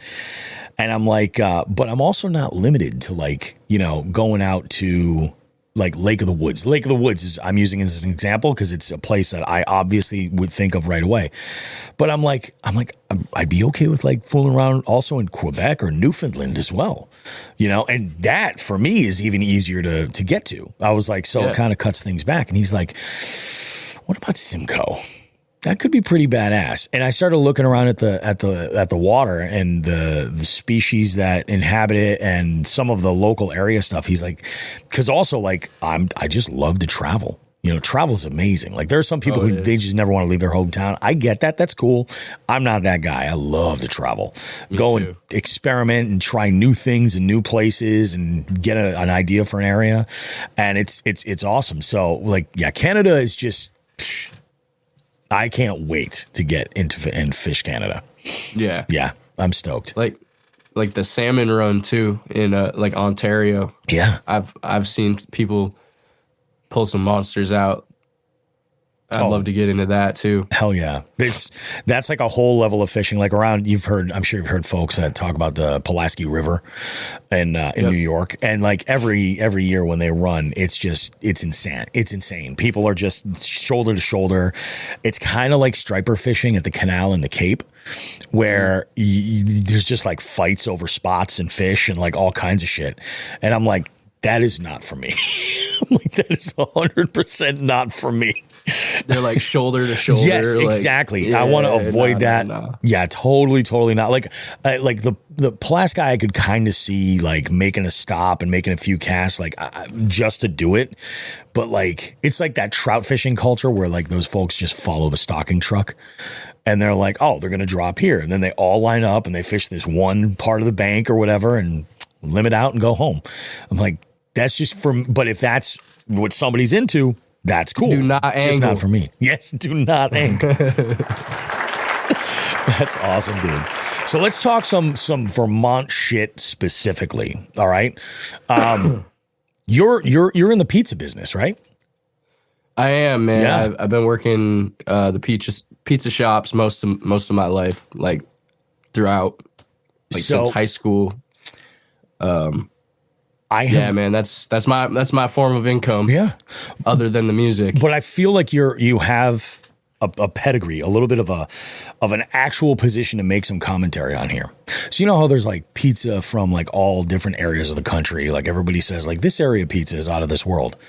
I haven't heard too many people talk specifically about Vermont pizza, but I have heard a few. Mm-hmm. Do you think that Vermont has its own style of pizza? I think Vermont has a good culture of like doing their own adaptations of other places' styles. Gotcha. Like we're really big on like breweries, like craft beer. Like, and when you have a lot of breweries and stuff like that, like people go hard with the food too. Definitely. And so I think we got some great pizza up here. But I think it's just like, it can be like compiled in with like the New England kind of vibe of just like, we take our food and our culture very like seriously with that, like quality wise, like we want to put out a good product and we want to, you know, charge good money for it so that we can keep people coming back. And yeah. No, I can totally. So and I guess it kind of does make sense too, because like also with Vermont, you've got like some tourism, you know? Exactly. You've got folks that come up in the winter with in other parts of the country. That's looked as the off season for you guys. That's on, you know, like your state's making bank right now. You know what I mean? And it's wild to me. But I mean, also there is also plenty of tourism too in the summer. Do you think that there's like, I would assume that winter is the heaviest tourism season where like everything's booked and everything. Is that actually true? Like in your area? The fall, actually. The fall. Yeah, the foliage, the leaf peepers. Really? That's the big one. Yeah, no bro, shit. that's the big one. Oh, I can see that. Not only that, I mean, winter, like skiing, like people definitely come from all over. But not only that, like I'm in Burlington, which is a college town. Yeah, that's like a different kind of Vermont. Yeah. So we got students and parents coming in and out all the time. Yeah. From all over the world. Yeah. It's actually like very like it's becoming more and more like gentrified. Yep. Especially in this area. But yeah, in the fall, like if you go up to Stowe, like good luck finding anywhere to park or any, like, you know what I'm saying? Oh, like, yeah. It's just because it's so beautiful. Like it's like out of a magazine. Like I'm still like, I make fun of the leaf peepers, but low key, like I'll be driving through the mountains and I'm just in awe, even though I've seen it a million times. Yeah, we grew up here, and my wife looks at me like this all the time. Like she's from like small town Massachusetts, like she's not far from the Vermont New Hampshire border, originally. And she would tell me all the time, she's just like, I would be driving around, I'm like, would you look at these fucking colors? Like, they are so fucking vibrant. This is amazing. Sunlight's hitting them just right. And she's like, they're leaves. And I'm like, it's just, exactly. And she's just like, yeah, she's like, I mean, they're pretty, but like, I don't get it. There are some folks that don't get it, you know? And a lot of us, I think, around here take it for granted. Yeah, because it's like, it's something else. Yeah, I could definitely see. And yeah, being in Burlington. Now, what do you think of that? Like, a lot of people think of Vermont as like one specific entity. In reality, like Burlington is its own thing. It's a major city. So people, I see comments like this all the time. Like, what? A Vermont rapper? That's the whitest state. And like statistically, yeah, like we are the whitest. Oh, state. sure, yeah. If you go outside of Burlington, it's all white people. Oh yeah, that's just 100%. How it is. Yeah. But Burlington is like insanely diverse. Yeah, like it's a whole other area. I went to Winooski High School. Yeah. Which is the most diverse school in the state. Oh, okay. And like white people were actually the smallest group. Because Winooski takes in refugees. Oh, okay. Yep. They're largely percentage refugees. So growing up, going to Winooski my whole life, I was introduced to way more culture. Yeah. So many different cultures that if I had gone anywhere else, I would not have experienced that. I have friends from like all over Africa, like the Congo, Kenya. Yep. Like all these. And then also the colleges too. Like, so you've got folks that are coming from all over the world because you guys have UVM, but Norwich is right there too. Yeah. And there's a couple other schools too that you draw a huge amount of people from all over the place. Yeah. We're a huge college state. Yeah. People love to come to college here. Yeah. And, I tried college out after graduating. I did, I did some classes here and there.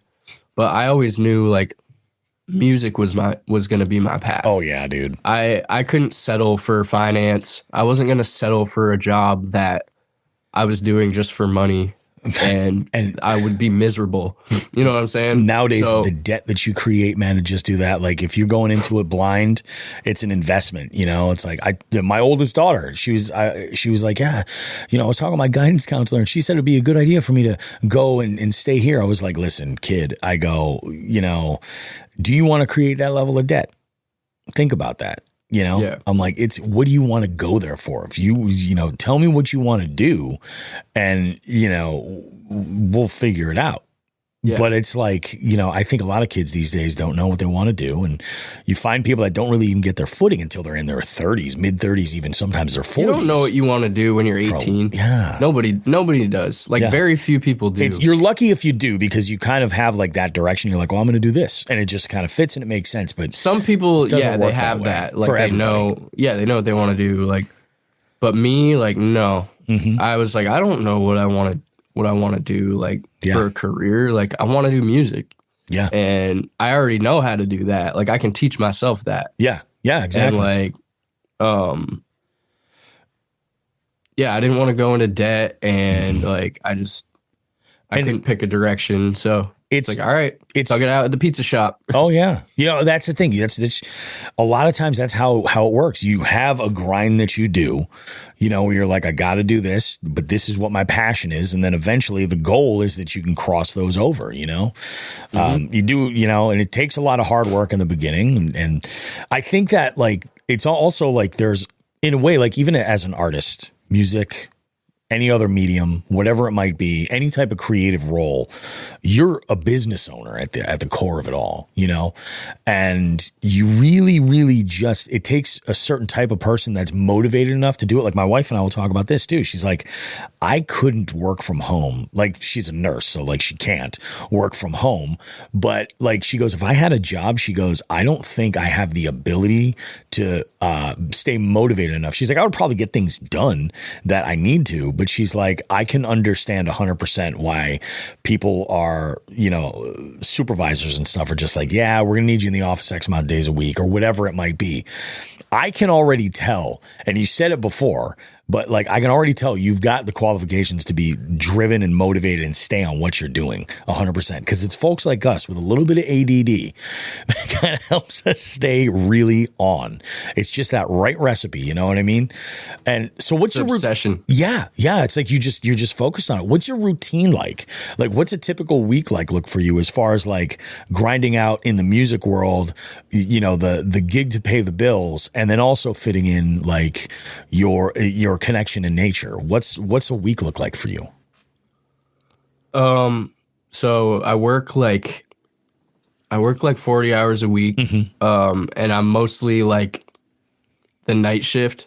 Yep. I'm a manager, so I gotta stay and close up shop most nights. Yep. So I'll go in at like 2-3 p.m. Yep. Usually. Sometimes I'll work in the morning, but I'll wake up and I'll grab a coffee. I'll work on some music stuff, try to like get some of that done before work. And then I'll go to work and then I'll get out, and then I'm usually pretty tired. So I'll go home and chill, relax, and maybe I'll make some beats or like do a little more music shit. But I gotta spend time with the fiance too. Oh, of course. Yeah. So I'll watch some shows with her, play some games with her, and then when she goes to bed, that's when I'll burn the midnight oil. Yep. And like do more music stuff or just like play some video games, go to bed. And then that's my week. And like, I'll have a couple days off and I'll pick one of those days to where I'm like, okay, I'm going to go outside and go fishing. I'll touch grass. Touch grass. Yeah, literally. Hit the mountain. It's tough in the winter, bro. Like I bet.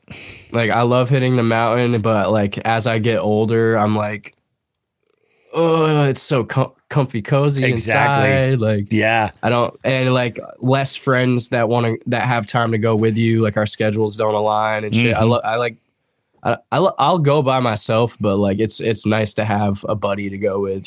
Oh, yeah, for sure, for sure. So it's just a huge balance, dude. Like just trying to stay on top of everything. Yep. No, that's like basically the week. It is a grind, and you got to have like some kind of a routine and everything. And it's freaking bananas, dude. This is really, really good, man. I appreciate you for being part of the show. Absolutely.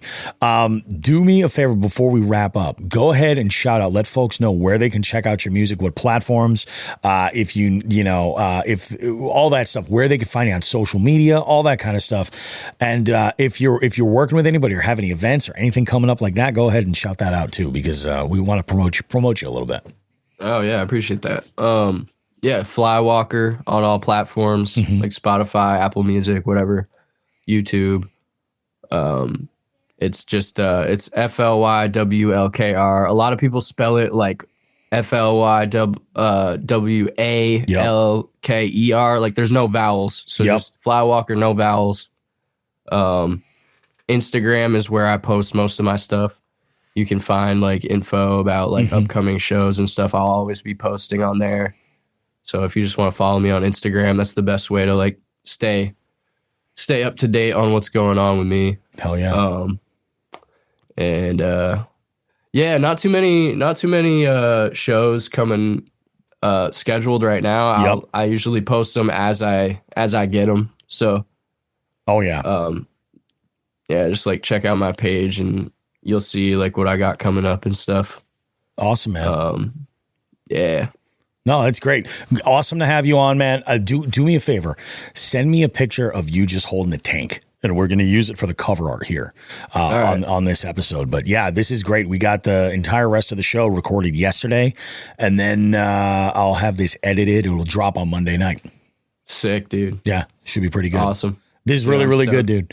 Awesome. Well, we will be right back with more Jigs and Bigs coming up. Don't go too far, and go and check out Flywlkr on all the platforms: Spotify, Apple Music. We'll see you guys. This episode is brought to you by eBay. Buying parts for your car? You'll know that will it work feeling.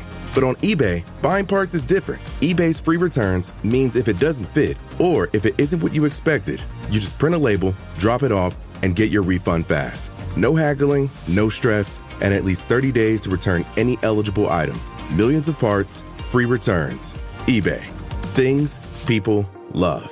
Eligible items only. Exclusions apply. At Blinds.com, it's not just about window treatments. It's about you, your style, your space, your way. Whether you DIY or want the pros to handle it all, you'll have the confidence of knowing it's done right. From free expert design help to our 100% satisfaction guarantee, everything we do is made to fit your life and your windows. Because at Blinds.com, the only thing we treat better than windows is you. Don't miss Blinds.com's year-end blowout sale, happening right now. Save up to 50% site-wide, plus a free professional measure. Rules and restrictions may apply.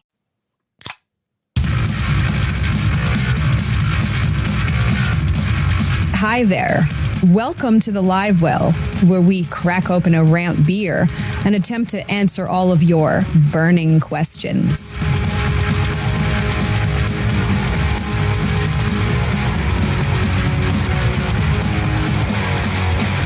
Yeah.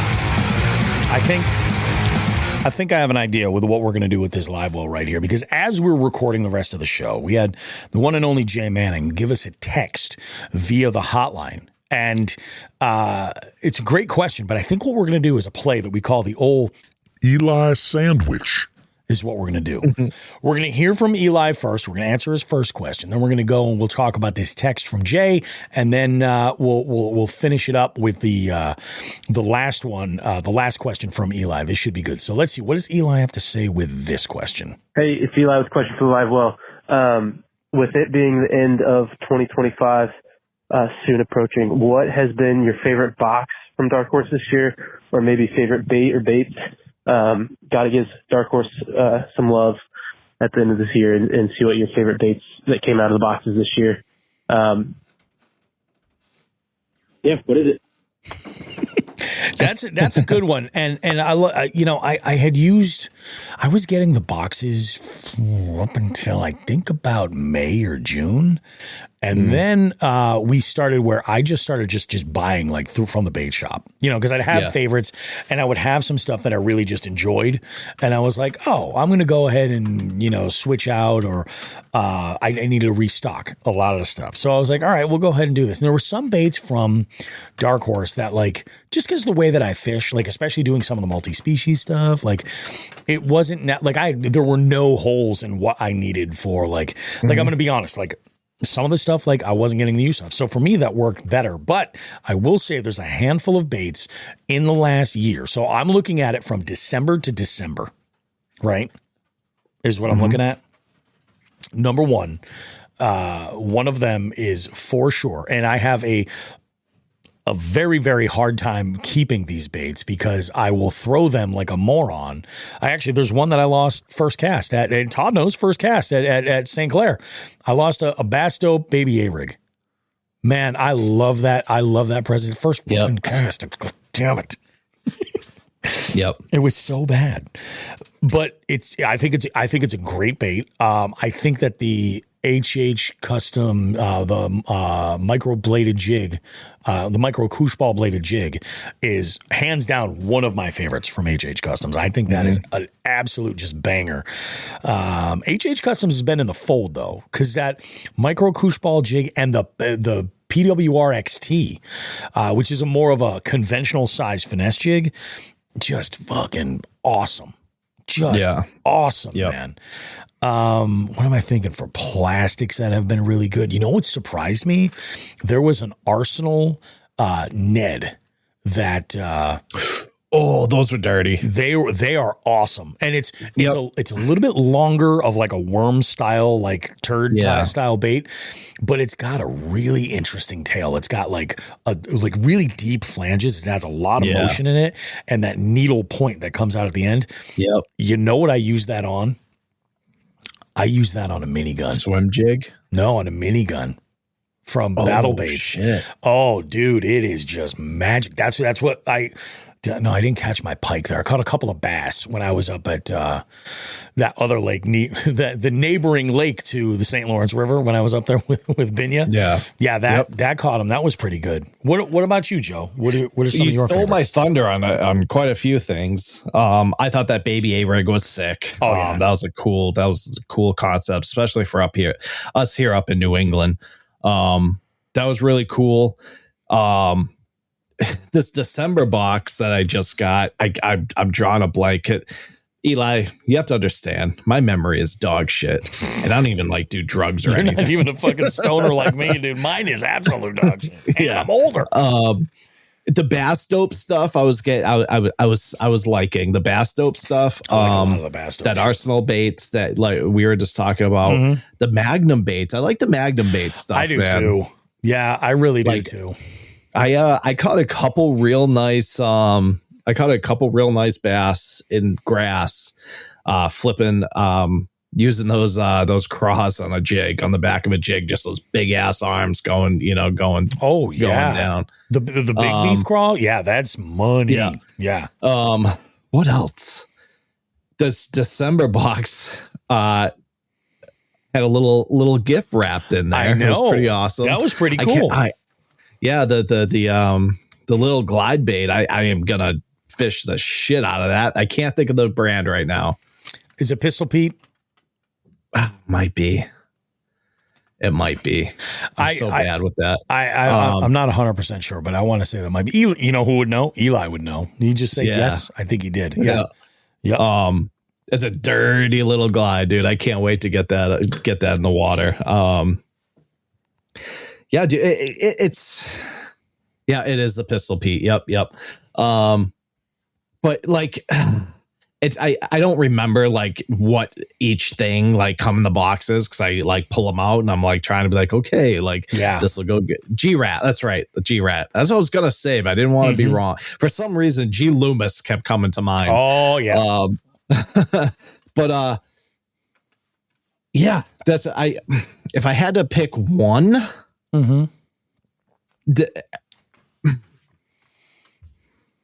if I picked one, it would probably have to be those Magnum craws, because I caught the biggest fish on them.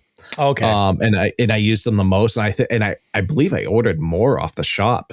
And then that glide, dude, that Pistol Pete glide, that I haven't fished it yet, but I'm excited for it, because it's like I'm not into like big swim baits and glide baits, I've tried to be, but I haven't gotten there yet. But this is like a nice in between. I'm really excited to get my hands on in the water.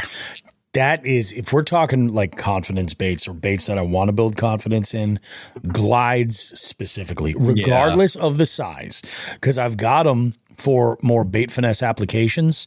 Sure. I've also got some big ones, and I'm just like, I love the activity of throwing them. I've only caught a couple of fish on the more smaller sized ones, but they were not impressive fish at all. Like, where I was like, you are ambitious for eating this, like one of those situations. Yeah. I've got, I think, only one like big swim bait fish ever. I think the one, it was like a 3-pounder. If I had to go with probably the biggest, like it wasn't even one of my biggest swim baits. It was a 6-inch mag draft that I caught this summer, that I caught a smallie on this summer. I do want to dabble a little bit more in that sort of realm, but like I said, like I like to go with I like to throw it all, Start conventional. I mean, this should be a topic for another show. Yep. But I think that big swim bait fucking culture is kind of dying out. That's just my my 2 cents. I think it had this huge splash. I think I think it hit its peak. I think that there are some folks that are just going to stick with it because that's a style of fishing that they love. Yeah, and I think that like as like, oh, I want to try this out. Like once that buzz kind of happened, it's the same thing with bait finesse. You know what I mean? Like the things kind of come into the into the world or into the ether, and people just they run with it, they try it, they form their own opinions for better or for worse, and then they do what they're going to do. But hey, it is what it is. I just my thing is like the part of the reason why I like to change things up and focus on different stuff is I like the challenge. I like that feeling when I throw like something that I have no confidence in necessarily, and I start to kind of figure some stuff out about it. And like it was like that for me when I started throwing big rats, big weight baits in general. I started throwing that stuff, and I was like, I have some stuff where some conditions I feel like these perform unbelievably well. And then I talk to other folks that also throw them, and they're just like, no, you can throw them here, you can do this, you can do that. So it's like the majority of this is all on the angler, but the Dark Horse does release a wide array of fantastic stuff, and I'm all about that. I'm all about showing them a little bit of love for sure. I mean, shit, they're sponsoring the entire 300th party. You guys, come on. Get involved. We got some good stuff going. And we have some amazing prizes that you can win from some of the folks that we just mentioned. Just saying. Good shit. Now, this is one of our messages that came in via text. And it came in from Jay Manning. He says, hey guys, it's Jay Manning. It's a great time of year to stock up. What are your top 1 to 2 confidence baits for each water temp range for the winter, the spring, fall, summer, the dog days of summer? He says, feel free to modify to fit the show format. I think, and just as like an example, Jay had given us a small list of stuff that he's comfortable. So in cold water, he likes a blade bait. Fall or spring, it's jerk baits, cranks. Warm water, chatterbaits, Nico rigs. All around, spinner baits, Ned wake baits. All right, fair enough. I'm curious, and jigheads, the few of you that are in here, go ahead and throw in the stuff that you plan on stocking up on that you're going to use based on cold water or all year round or what have you.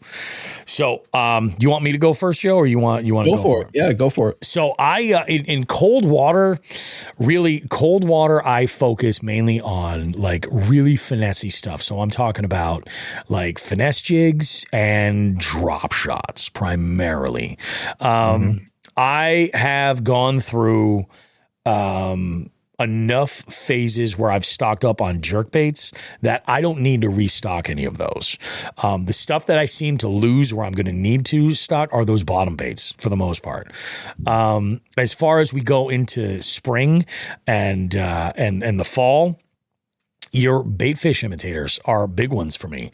So like it'll be the soft plastic swim baits. Although those are things that I will throw year round. For sure, bladed jigs. I've got my favorites, and that's going to be, the downsize, like the mini koosh balls, the pig jigs, what is it? The eulateds from pig jigs, or the more conventional size stuff like the Picasso shock blade, the thing that's like, this is a real, like just fucking violent vibrating jig, as far as it is money. And I just like having like a handful of colors, something white, something green. I'm good. I'm not super picky.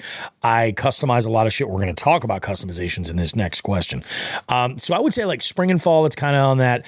I will typically go a little bit smaller one part of the year than another, but I pretty much like with my swim baits, I use those all year, and I'm buying everything from 2-inch to 6-inch in a handful of colors. Something white, something really natural with a little bit of translucence, maybe something like that. And then something green, I don't really get into fishing like the black stuff, although this year has kind of made me a little bit more of a believer. Thanks, Big Joshy. There is something to be said about that, but basically that's what I'm looking for. Something really bright, but natural, something really natural and like in the middle, and then something really dark. That's pretty much it. So that's those. Let's talk about like dog days of summer.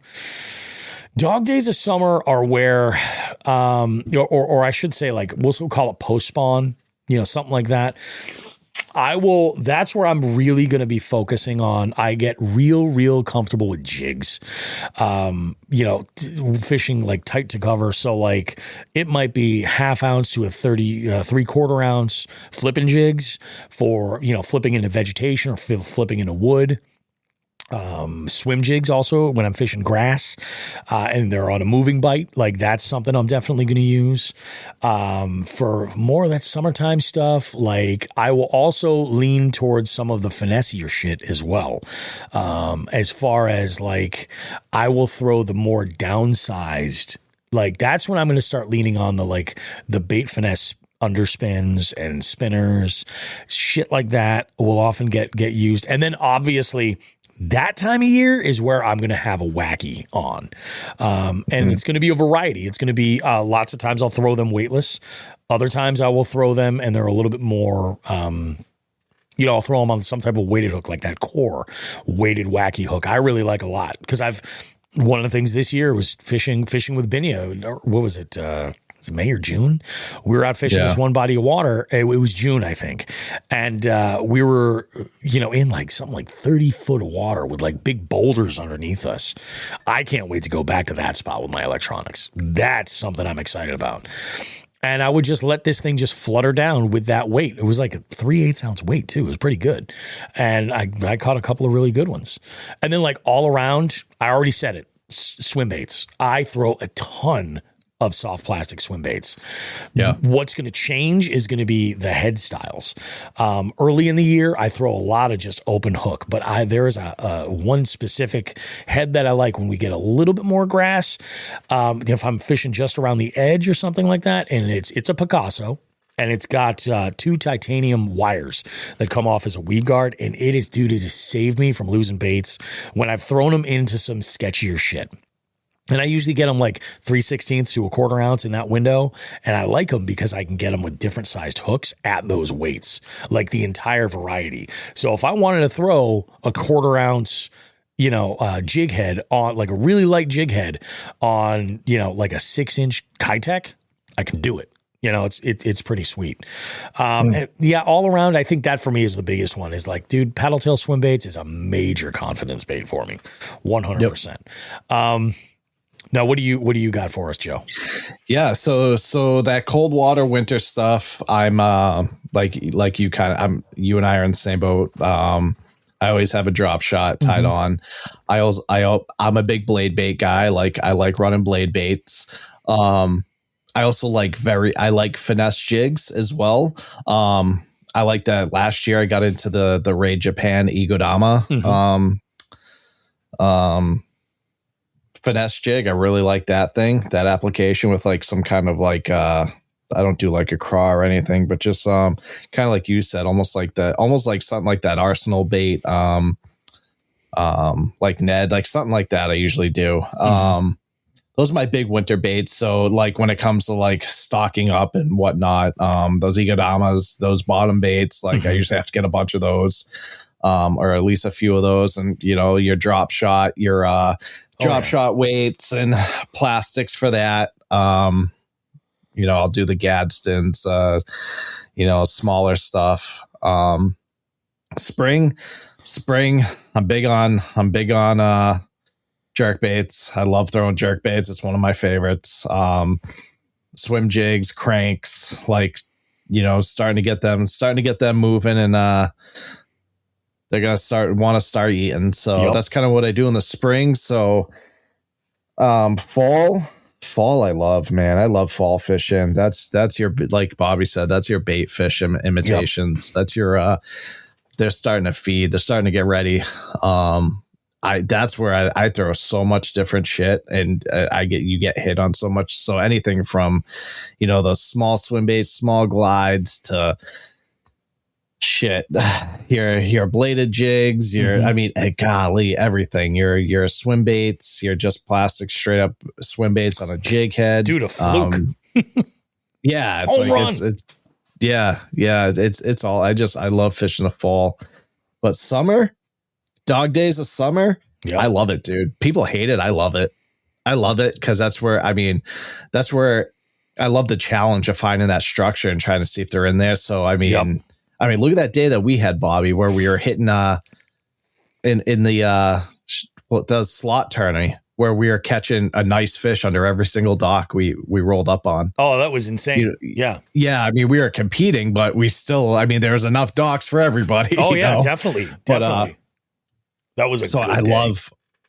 I love skipping. I love skipping my wackies under docks, man. So I'll do that. So like, obviously my hooks, my plastics for that. I've become a big believer of dude, those core tackle ones. I love the concept. Yep. I lost a lot of fish on those this past year when I was using them. Really? Yeah. No they just didn't seem sticky enough for me. And it bummed me out because the concept's great. And I just 100%. I don't know if it was just like those fish I was getting, or I just wasn't sticking them good enough on the hook set. But yeah, I've become, when it comes to both my drop shot hooks and my wacky Nico hooks, I've kind of gone over to spear point, man. I love those things. No shit. They've been really good for me. Yeah. Taylor and Dylan Fogarty kind of got me on those, and so I'll stock up on those. And are the spear points the one that have that notch in the bend? Yeah, that like wacky shape. Yeah. So like, yeah. Okay, I've seen those. Dude, before. I love them. I love them. I thought I was gonna hate them. I love them. They're sticky, dude. They're sticky. I bet.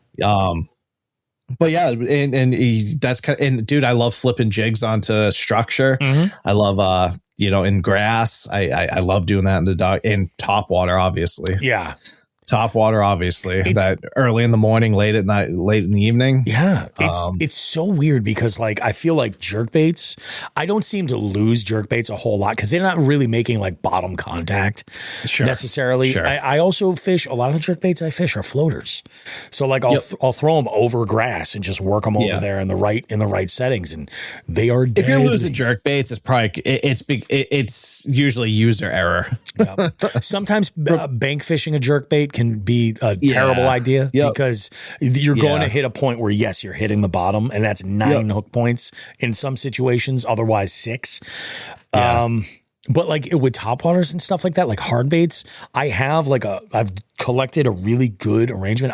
Very rarely am I looking at a hard bait and I'm like, yes, I need to try this, unless it's something that's like really like that. What the fuck? Anthem. The Anthem plopper. Yeah. That was really unique. And I was like, I got to get some of these. And I still got that. Yeah.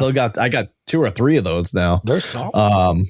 Yeah, there's they liked them down on West Point Lake down south. But yeah, dude. And like it's when it comes to like stocking, I keep a pretty good stock to where I'm not like, oh man, I need to buy all of this. Yes, exactly. It outside of the terminal tackle, just make sure I have enough hooks and plastic and plastics. Hooks and plastics are probably my big one. Yeah. When it comes to like the hard baits, it's usually like you said, like I've got a pretty good arsenal going. So it's usually just me being like, ooh, I like that color, and I'm going to give that a shot. You know what I mean? Exactly. It's a little bit more. There was one crank from Dark Horse that came in. It was a balsa crank, and it was one specifically that I was like, because it's weird. Like I don't throw crankbaits a lot. I used to. I don't know. I feel like I've actually done better with like a bladed jig versus throwing like a lipless.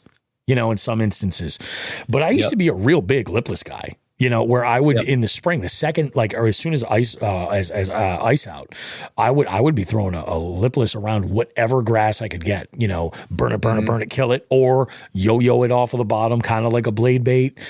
And I did pretty good with that. And that was just primarily so I can cover the fucking water, just cover as much water as possible. And then like square bills, up shallow. like that's pretty much it for me with cranks. But like I have no need to buy another crank for a little while unless something is really like blowing me away and I'm like, holy shit, I got to try this. Yeah, it's kind of crazy. Yeah, it is tough. Now, what you said cold water, spring, summer, dog days, and then all year round. Like I did it's. I mean, you know how we are. Like we're always buying. We're always gonna buy shit. Like my terminal and my plastics. I those are the ones I really like doing. Like, all right, I need for the season or whatever. Yep. Everything else just comes with what I'm feeling that at that time. Yeah, 100%, dude. 100%. John Hagens chimes in and he goes, I wish I was more in tune when it comes to lures because of the type of fishing I do. But when it comes to lures, I don't switch up a lot outside of size. And then he was like, cold water, I'll use smaller jigs, cranks, and spinners. Warmer water, I upsize. That's just a good like general rule anyway, you know, for sure. And then Todd says over here, goes, I shoot three 2.5 inch creature, 3 inch craws, and 4 inch minnows, and I use them all year. The bug that Dark Horse had was my favorite bait in that box. Not a banjo bug, but that's what my brain goes to. Are you talking about the mule bug? It's a tiny little, like almost like pill-shaped bug with leg appendages that go all the way around it. I want to say it came in like July or August. One of those months. It was a great box. I think, yes, that was the one. Yeah, that mule bug is sick. I've thrown that on Ned's. I've thrown that on the back of those mono spin jigs too, actually. And also, you know, that would actually be really good, I think, on an 1/8 ounce micro koosh ball as well. Yeah, I forget what the name of it is. I forgot one of my biggest summer ones, Bobby. Which or one? My biggest all around. My shaky head, dude. Right? Shaky head. Shaky head. I love me a shaky head, dude. That's usually, it's usually and when I'm running it, it's usually a robo, depending on how finesse I want to get. It's either a robo worm or a friggin' musket from Fish or Die. Oh, there you go. There you go. No, that is absolutely badass, man. That's a good question. Let's go ahead. We got a final question from Eli here. Eli's question number 2. Let's see what he's got to say with this one. I know what one this one is going to be good. Hey, it's Eli with another question for Live Well. Listening to the last episode, Joe, you brought up thump gel and thinking about scents and gels and sprays that you put on bait. Can you guys dive a little bit deeper into that? Do you think there's a difference between, or do you think oil-based or water-based works better? Which one works better? How often are you applying those gels or those sprays? Is there a specific spot on a bait, or is there more different baits that you apply it to versus other ones? That's just a world that I haven't dove into that much and want to learn more about. So what are you guys thoughts? I got thoughts on this. Go for it. You dive right in. Can I go first? Yeah, Perfect. absolutely. Yeah. Eli, stay the hell away from oil-based scents. And here's why.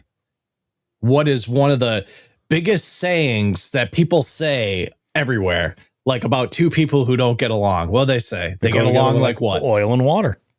Yeah.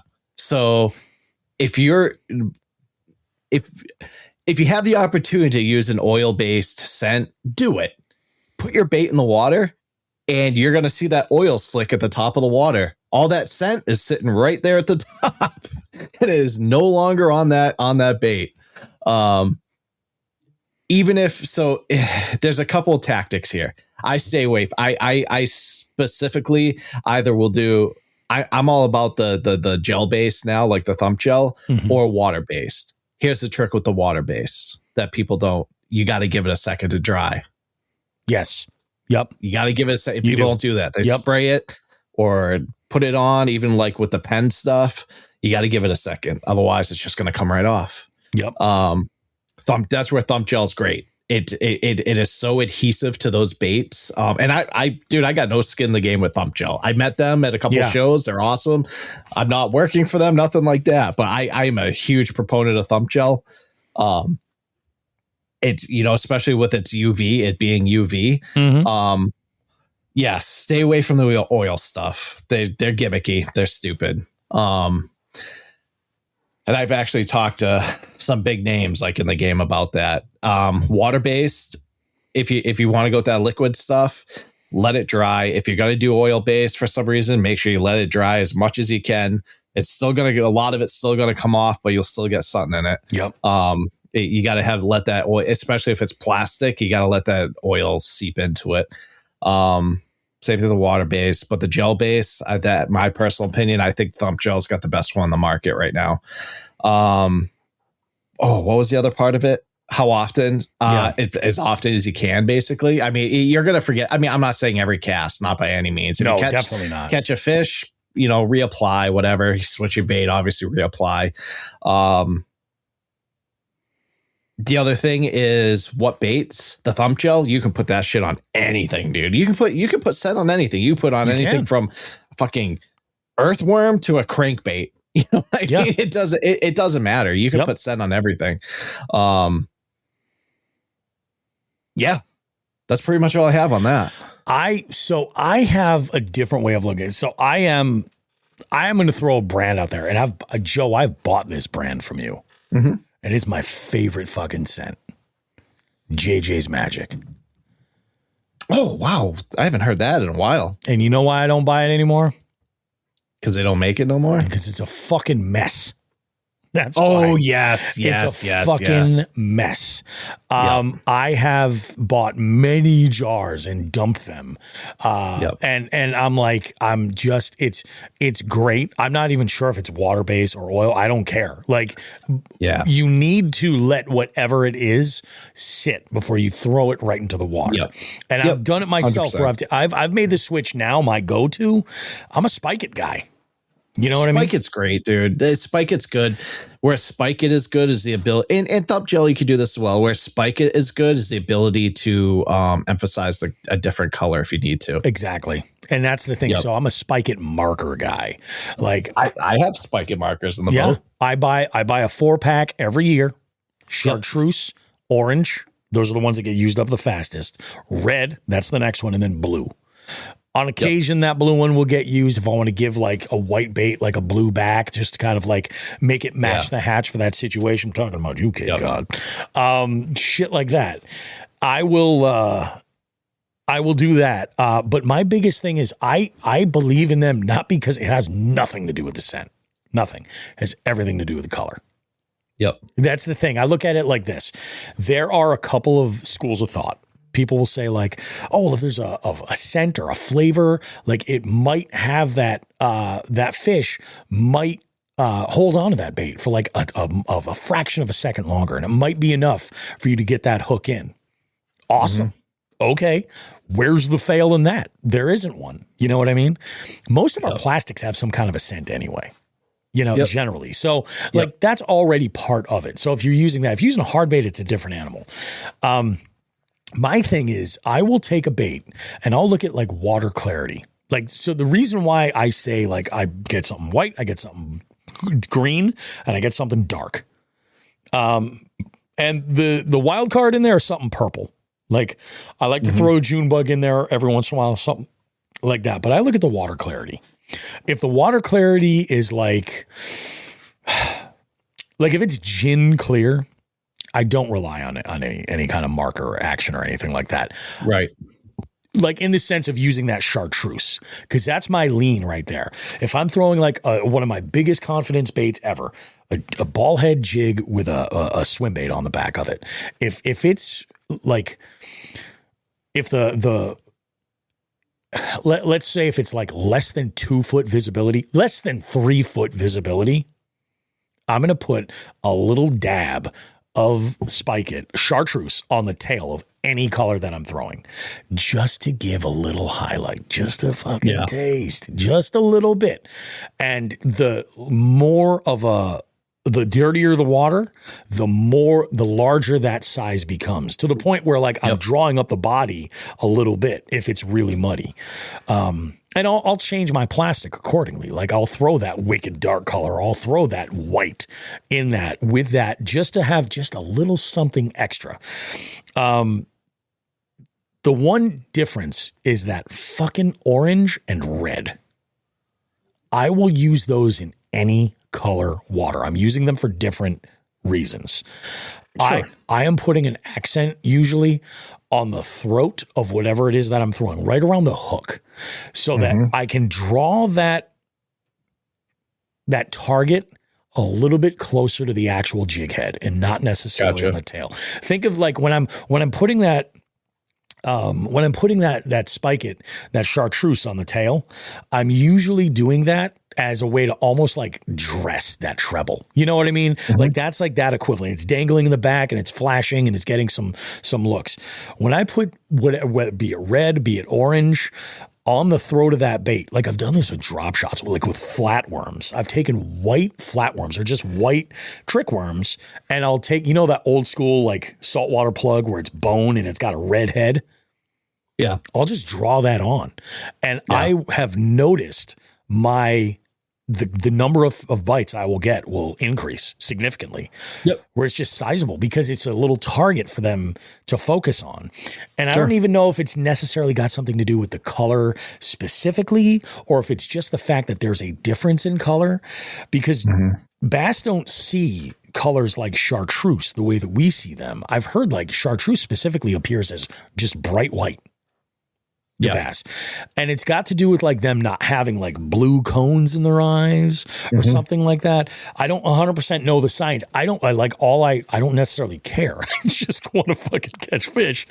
So like I will look at it like that. So a lot of the times, like I remember being on my kayak with Sean and we were fishing for fucking pike in this one area, and we just could not get bit. Like we were just could not get bit. We were both like, he's like, I don't know, maybe it's a jerkbait day. Let's try this. And he's like, let's try a perch pattern jerkbait. And he's, making a cast and he hooks up and I'm like, okay, all right, perch pattern. Okay. I'm like, well, I was just throwing a jerkbait and I was like, maybe, I don't know what the cadence was. I was like, I just want to cover water. So I took a finesse swim bait, and that's what I did. I put an orange mark right on the throat and a little bit of chartreuse on the tail because it was relatively good visibility. Like I'm talking about, I drew a U on that paddle tail that's round, just a tiny little bit all on the outside. And I remember sitting in my kayak and Sean's like, what are you doing? I don't know, Joe, if you're too young to remember this. Do you remember when fucking Bill Cosby hosted a fucking thing on Nickelodeon called Picture Pages? No. Yeah, so I was singing the song from that. And he's like, what are you doing? I'm like, I got my Mortimer Ichabod marker right here, my man. And I'm like, I'm drawn. And then I started getting bit. I've heard like, I think it was Alex Rudd was just like, if you're catching fish, take and add a little bit of an enhancement in any kind of way, be it a scent, be it some type of color change, and you'll see more bites. And I'm like, man, I'm a believer. I will have spike it markers in every fucking pocket and everything all over the place. It's ridiculous. I run out. I don't worry about it. I have other chartreuse markers that I can grab. It's 100% spike it. Sponsor this bitch. I all the time. Big fan. If JJ's did a marker, you know that guy. Over. You know that guy that does like cooking videos where he'll like find a restaurant or a recipe or something like that, then make it. He takes his glasses and he throws them. That's what I would be like if they made fucking if JJ's made a marker. Oh my god. Or if, Yeah, I am 100% a believer. Orange twister tails on cloudy, very cold days always seem to be on fire for walleye or saugeye. I could see that, man. I could 100% see that. Yeah, it's just those colors. It's just another way to kind of add like a little something to kind of draw them in. Another one of the things, speaking of swim jigs, you know what I do a lot? I'll take that chartreuse, even on like regular jigs, right around where the plastic meets the head of the hook. I'll color the entire thing with whatever color marker. It might be red. I'll do the entire thing to bury that is spinnerbaits too, to bury it in the skirt material. I don't know why I'm sharing this with you guys. I don't know why I'm sharing this. That shows how much I love you motherfuckers. I'm just saying. Because I am a believer. And people can say all the time, like I've seen folks that will like, is it Gulp that comes in the spray bottles? Yeah. And that shit's super popular. You know, Yep. The anglers that I respect, like from the beginning of when I started fishing, I would be like, holy shit. Then I find out they're like grabbing their baits and giving them a spritz with like whatever is the forage. And the thing is like, you got to play it smart. So like a bait fish, you know, that'll work almost anywhere. But like if you're fishing a body of water that does not have crawfish for whatever reason, maybe you don't go with a crawfish scent. You know, that stuff fucking stinks. I'll take smelling like garlic all day. And if you hear me say the words, time to break out the scampi, you know, and when my dad's fishing with me, the second I open one of those markers, he's just like, holy shit, you got some linguine going? What the fuck is going on? That garlic is so strong. And I even turned him into a believer with the red ones. You know, they did a scientific study of what scent does the best on largemouth bass. No, I didn't. What was the scent that did the best? The anise or anise or whatever. Yeah, that makes sense. That makes sense. I could see that. Plus, I think it's probably one of the ones that's like the newest to the introduction. You know what I mean? Like, I feel like garlic and coffee is like old school. People have been doing that forever. But I can remember actually when I first got into fishing, Holly and I, like, we went out for dinner one day and we're like, what do you want to do? I was like, oh, nothing. I was like, I got to go grab some tackle over at Dick's Sporting Goods. She's like, oh, all right, cool. I was like, oh, you know what? Let's go. I'll buy you a rod and a reel. We'll get you all set up. We'll put some tackle together. She's like, yeah, we'll start fishing. That lasted one trip. Anyway, I digress. I bought her like the purple rod that she really liked. I was like, okay, we'll get you this. And I was like, what do you want to get for baits? And I was like, let's just stick to some soft plastics and you know, whatever. She's like, oh, these have coffee scent. You know exactly the brand. That was they're all striking. Yeah. And I'm like, yeah. And then I can remember her opening. She's like, this smells like shit coffee. I'm like, the fish, they're not the coffee snobs that we are, dear. They're just not. Yeah, man. I am a believer. Like a perfect example of like color and all that is like when I go and I buy flukes, curly tail grubs, and swim baits, I am buying them in that 3-color matchup, and I will. They are earmarked 100%. Like every curly tail grub that I have has a little bit of spike it, and depending on the clarity, and the nice thing is I really don't have to add that a whole lot.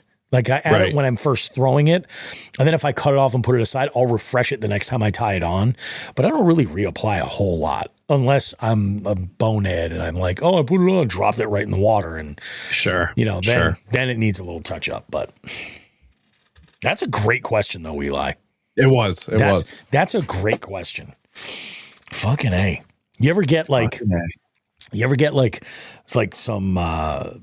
Either spike it or any type of dip or marker or anything on your hands and totally forget about it. And then like you're eating wings and you're just like, what the fuck? Oh, of course. Yeah. Happens all too fucking often. Jesus.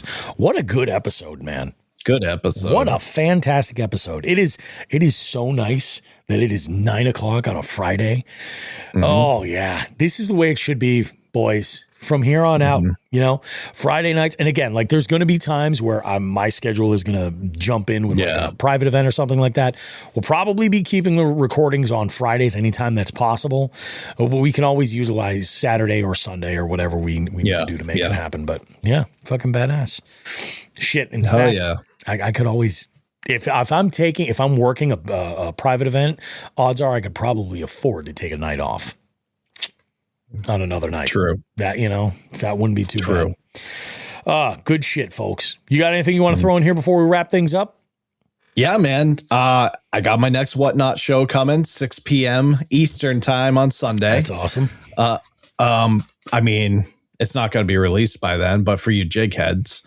So yeah, check out, join Whatnot. Follow me in American Vet Fishing. Even if I don't need you to buy anything, but even come check it out because I give a ton of good giveaways to my followers and stuff. So hell yeah, come check it out. It's a good thing you got going on over there, man. So yeah, go check that out, boys.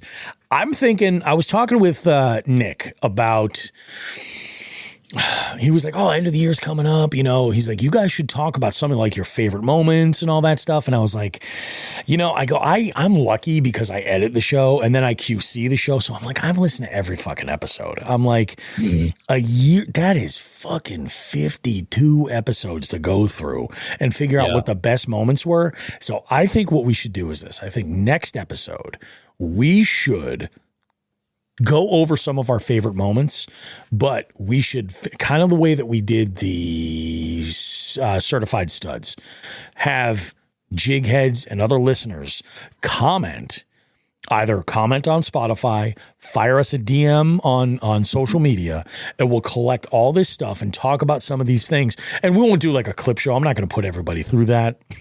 You know, go back and listen to this shit.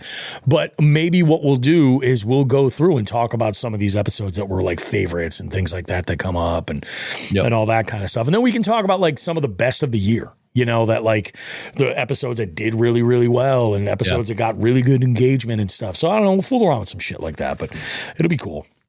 Hell yeah. I think it is time to wrap it up. This beer is getting a little bit light. It's my last one. The tree works are starting to kick in. I'm going to sleep like an absolute rock. I am hoping that this interview went awesome because I'm doing it tomorrow afternoon. Should be good.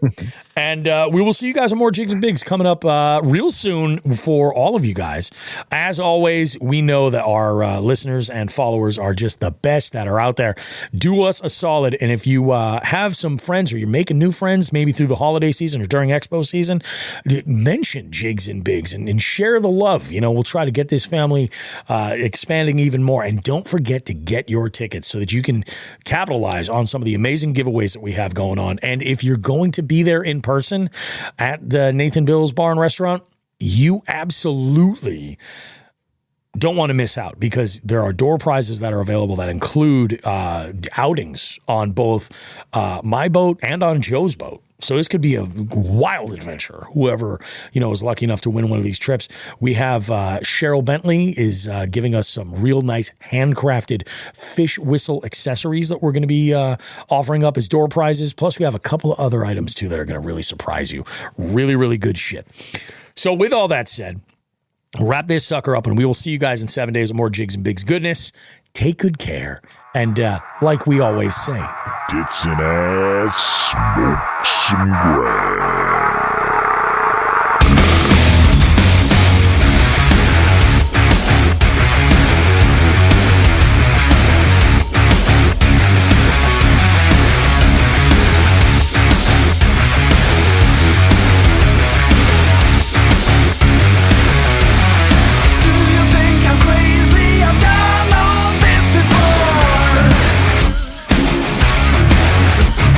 I'm waiting for the right time to